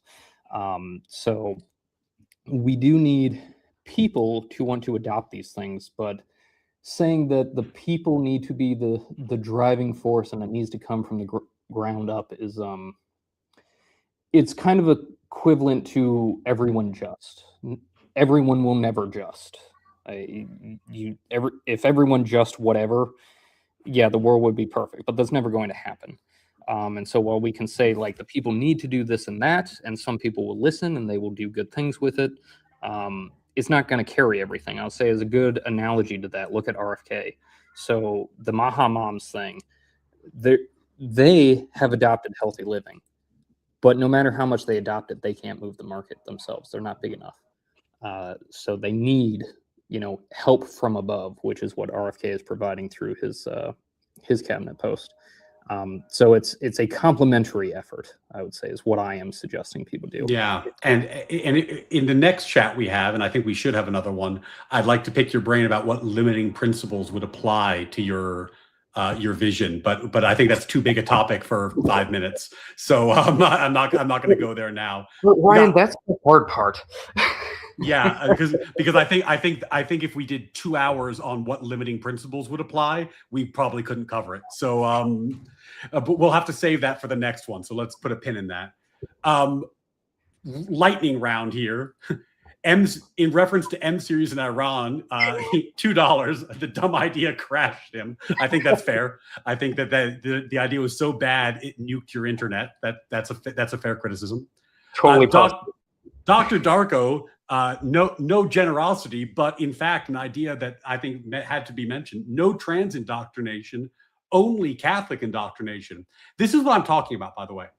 When I say that liberalism went too far culturally, what I meant by that is that it strayed from its ideological center. Like, there's nothing in classic liberalism that asserts that all ideas are equally good, right? Like, in fact, if you believe classic liberalism is true, you're asserting that classic liberalism is better than other worldviews. So yeah, of course, it's crazy not to think some ideas are better than others, and that some ideas are worth teaching your kids and some ideas aren't. I don't know, JT, what you think about that, but this strikes me as the root cause of the problem in one post.